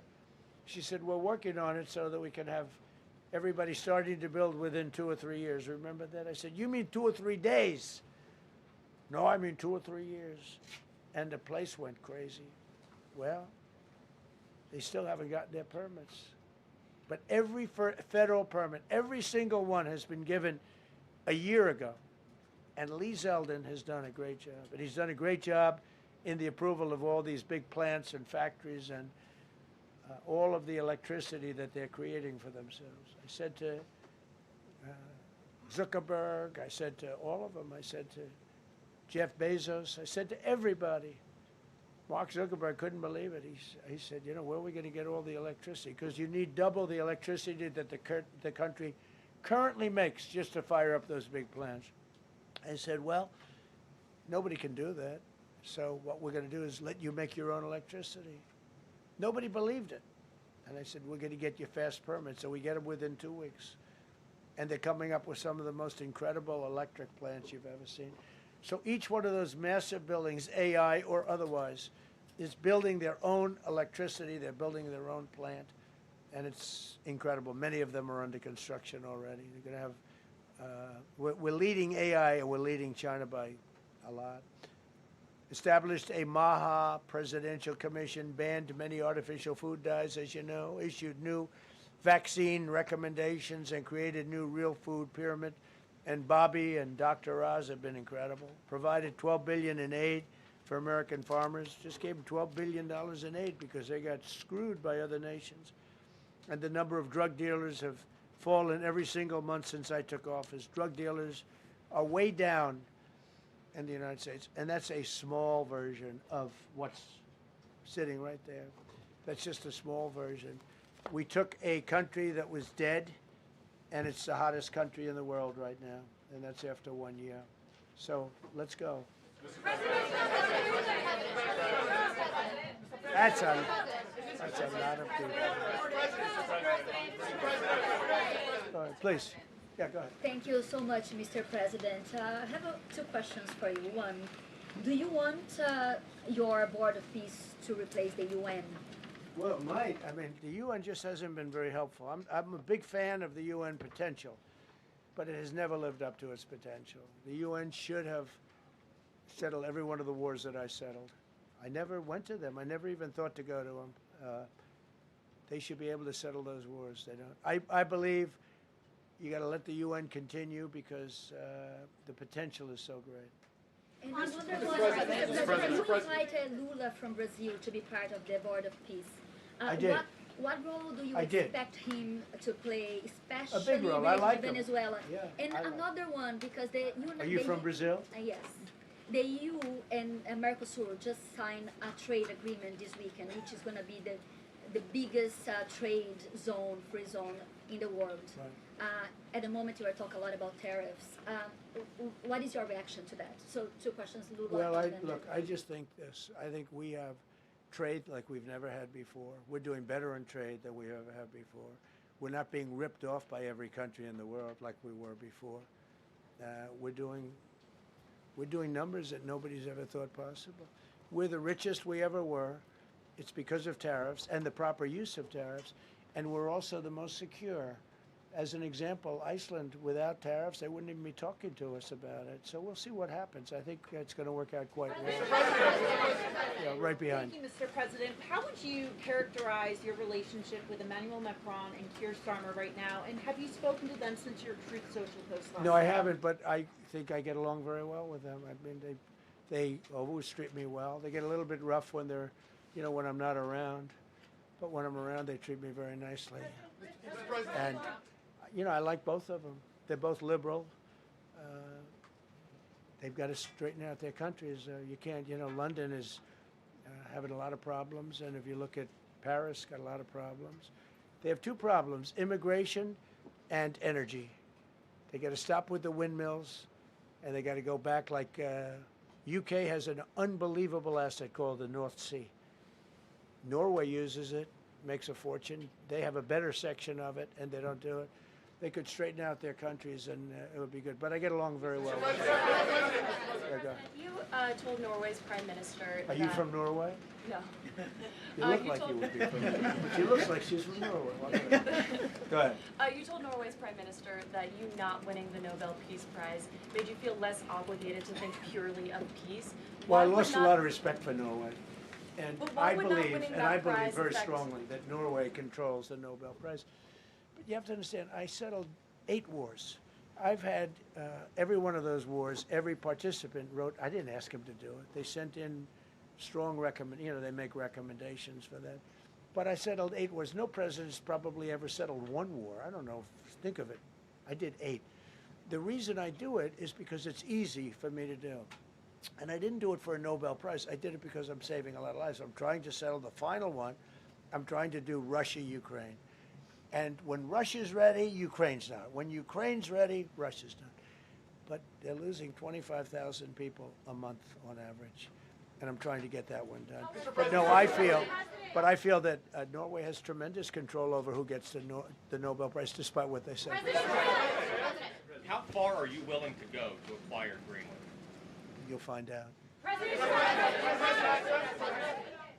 President. Kevin Hassett has said that those $2,000 tariff rebate checks would be up to Congress to decide whether or not to disperse that. Do you agree with Kevin Hassett on that, or do you think you can do that unilaterally? No, I don't think we would have to go the Congress route, but we'll find out.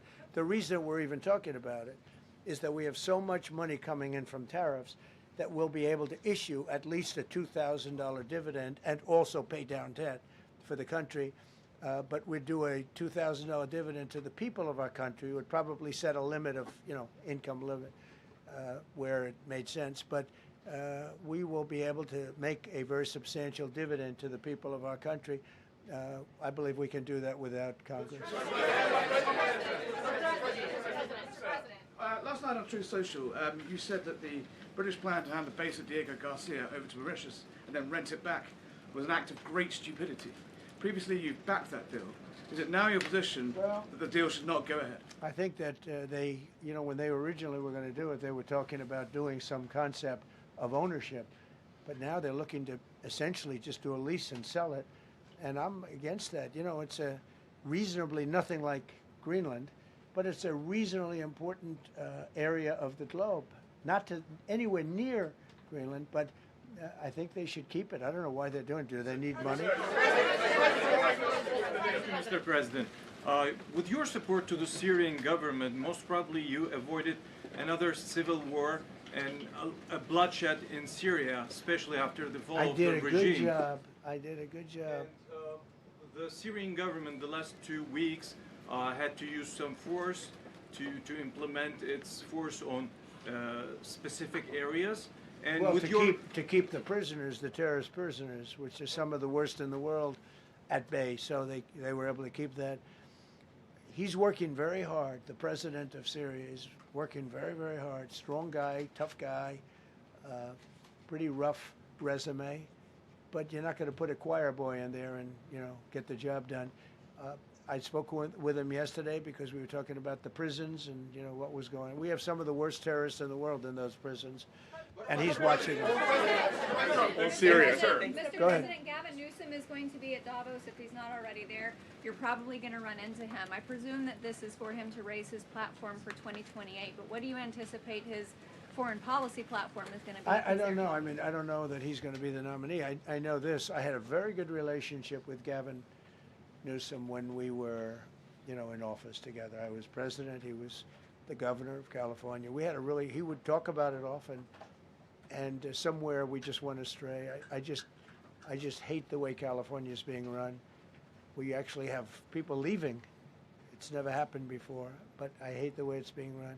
He and I had a very good relationship, really close to the word exceptional, but now we seem not to. Thank you, President Trump. President Trump, you spoke earlier. Mr. President. You've been hearing from allies. Thank you. No, above you. Thank you so much, President Trump. Kara Castanova from Lindell TV. And you spoke earlier about the 2020 election. Now that Maduro is in U.S. custody and he was criminally charged, has any more information emerged that you could share with us regarding Venezuelan election software and Venezuelan ties to tampering with the 2020 election? And would you consider speaking to Maduro personally in prison in New York to get some answers on Venezuela's involvement with the 2020 election? No, I don't think I would be doing that. I think my lawyers would be very unhappy if I did that. Yeah, they've learned some things. Please. What happens to the tariff threat to Greenland if the Supreme Court comes out and rules against you on the tariffs? And Well, I'll have to use something else. I mean, are look, you willing to use force? you know, take a look at the word license. Take a look at other things. I mean, we have other alternatives. But what we're doing now is the best, the strongest, the fastest, the easiest, the least complicated. Sir, if you move ahead with the Greenland-related tariffs on Europe, you secured almost $1 trillion of commitments from them to invest in the United States. Does that go kaput out the window if that happens? I doubt it. Look, they need that agreement very badly with us. They really do. They fought very hard to get it.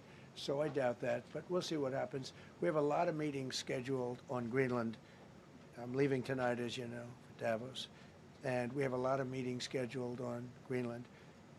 And I think things are going to work out pretty well, actually. And so Thank you, Mr. President. Could you still go to Paris for the G7 emergency meeting as offered by President Macron? No, I wouldn't do that. No.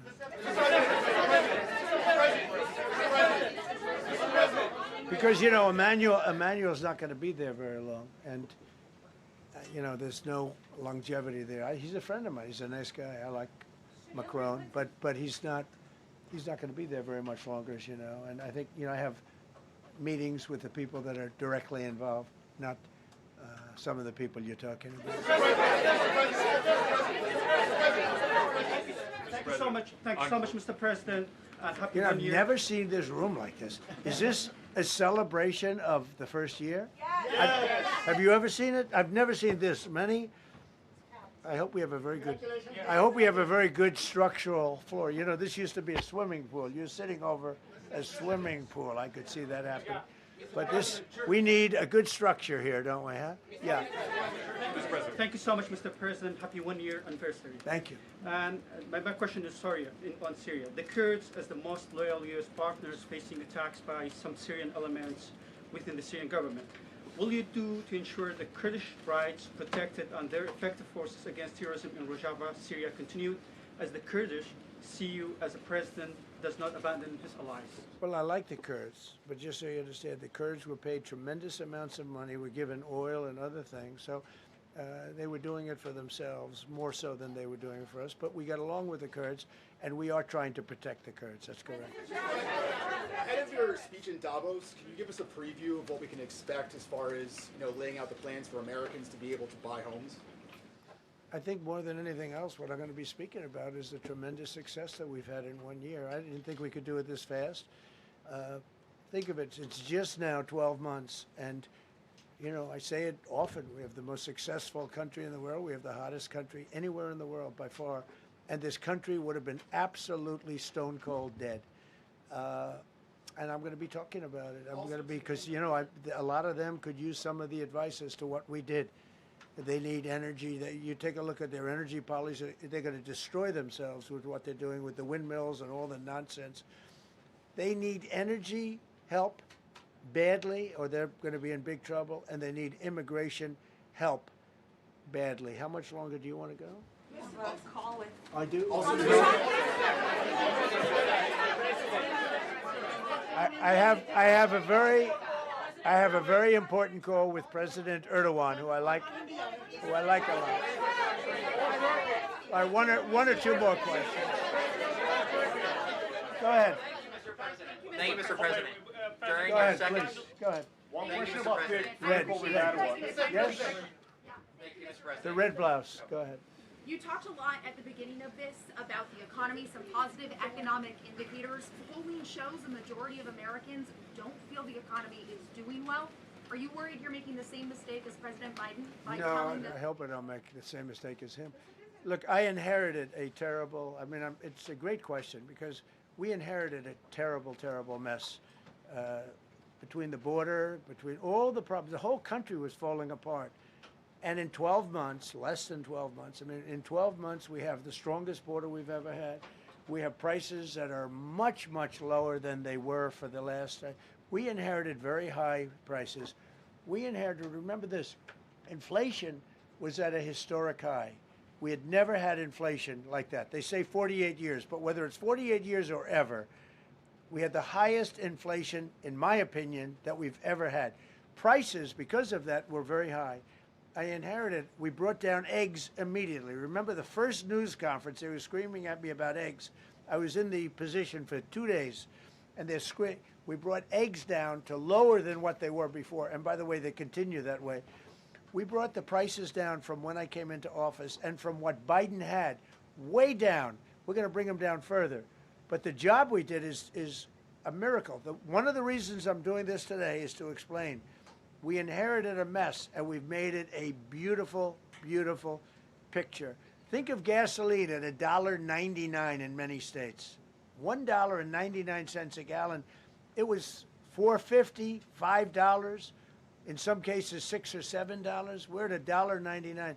And energy is so big that with energy, everything else comes down. But the prices are coming way down, and we're going to bring them down further.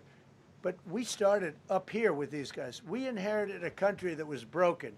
We inherited a country, and I have a very warm spot. We've done very well with Venezuela. And by the way, that even in itself is going to help us bring down the oil prices. The Venezuelan oil, we've taken 50 million gallons of oil. We've taken 50 million barrels of oil out of Venezuela in the first 4 days. We've got millions of barrels of oil left. We're selling it on the open market. We're bringing down oil prices incredibly. And when they come down, and they've already come down, again, $1.99 a gallon for oil. Nobody thought they'd ever see it. All right, one or two more.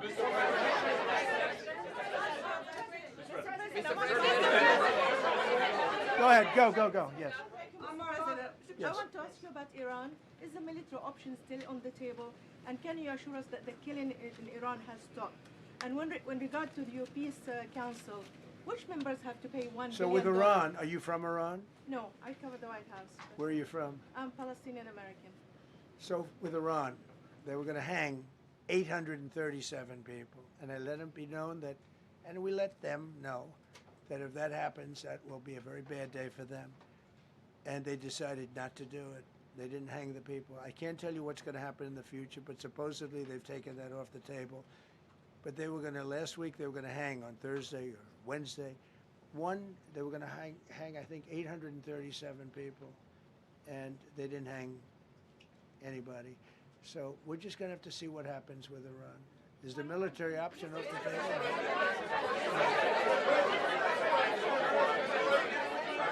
Go ahead. Thank you, Mr. President. President Trump. Thank you, President Go Trump. ahead, please. Thank you, Mr. President. Go ahead, I'll take your question. Okay, thank you. Thank you. Thank you, Go Mr. ahead, President. right here. Thank you, Mr. President. You promised during your second inaugural to always put America first. I'm curious, how would you winning the Nobel Peace Prize improve the lives of average, everyday Americans? Why is this prize so important? It wouldn't improve the lives of any, but what improved the lives of people are people that are living. I saved probably tens of millions of lives in the wars. You know, if you add up the numbers, just if you look at any one of those wars, you're talking about millions of people. You multiply it times 8. But when you look at India and Pakistan, that could have been 10, 15, 20 million people. Could have been more than that. So I saved millions of people. So that, to me, is the big thing. What?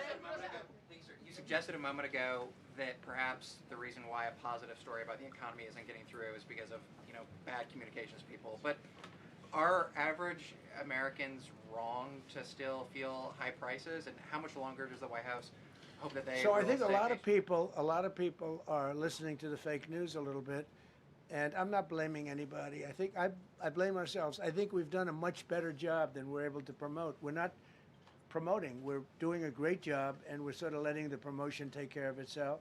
One of the reasons I'm doing this news conference, I think it's important. We have taken a mess and made it really good. It's going to get even better. But if you look at prices from a year or a year and a half ago, you look at the Biden prices, they were way up through the sky. And, you know, they use the word affordability. They just say affordability and they don't talk about it. They created the affordability problem, and we are solving it. We have solved a lot of it. Again, everybody agrees in this room, I think, gasoline prices have come per gallon way down. When that happens, everything else comes down, but they've come down way down. Many of the groceries have come way down. It's all happening, and it's happening strong. But if you go back a year and a half, 2 years, take a look at those prices and look at the prices now.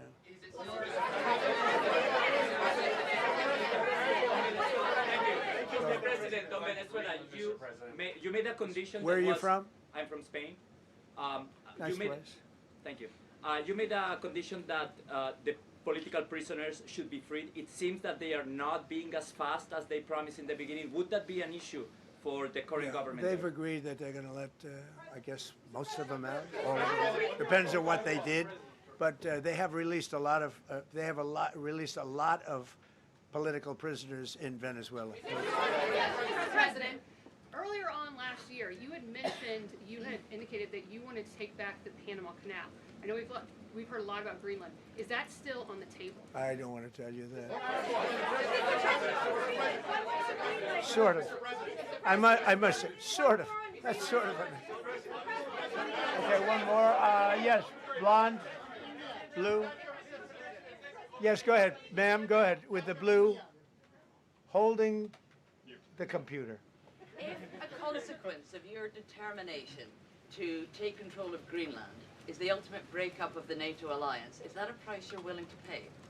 You mean the breakup of it's very interesting question. So I think something's going to happen that's going to be very good for everybody. Nobody's done more for NATO than I have, as I said before, in every way. Getting them to go up to 5% of GDP was something that nobody thought was possible, and pay. At 2%, they weren't paying. At 5%, they are paying.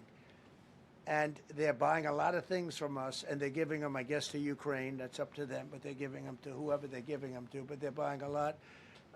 I think that we will work something out where NATO is going to be very happy and where we're going to be very happy.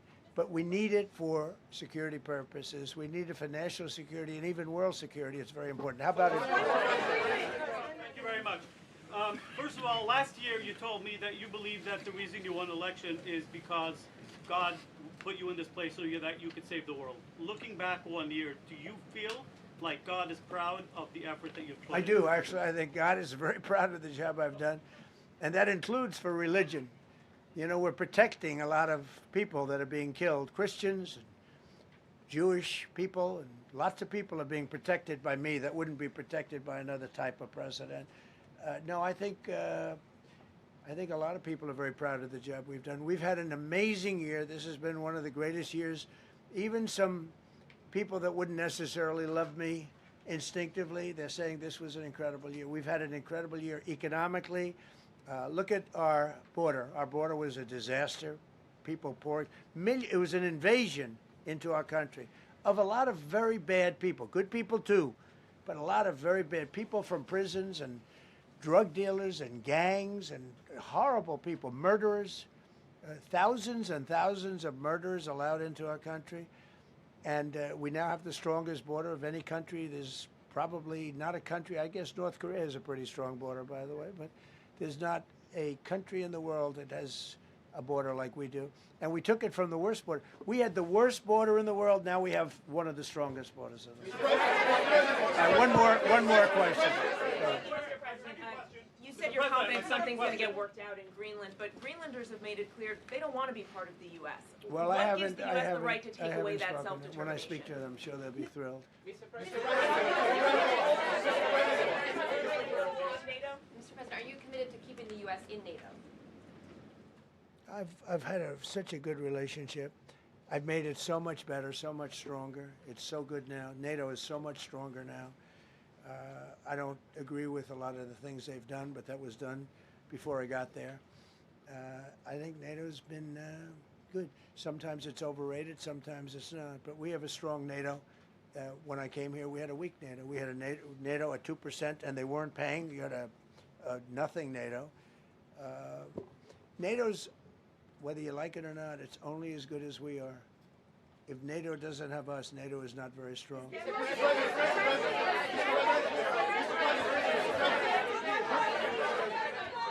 Thank you. Yes, no, behind you, please. Thank you, President Trump. Yes, go ahead. Greatly appreciate it, sir. We heard a long list of accomplishments from the last year. Could you cherry pick the top 3? And then looking forward, what are your 3 most important priorities in 2026? So I think the building of a really powerful military has been a great achievement, and that would include the Venezuela thing, that would include the attack on Iran and the wiping out of the nuclear threat. I think that's been really amazing what we've done militarily. I think what we've done in business has been incredible. We have $18 trillion coming in. Plants are being built all over. Thousands of plants are being built all over the country. 18 trillion is a record. No country has ever come anywhere even close to that. I think that's a record. And I think that most favored nations for drugs is something that nobody thought they'd be able to get. Tariffs helped me there because the nations would have never gone along with it if I wasn't able to say, if you don't go along with it, we're going to put a 10 or 15 or 20% tariff on your nation. And they went along. And our drug prices are going to come down at numbers never even seen before, never even thought possible before. So those would be 3 things. Thank you. Thank you all very much.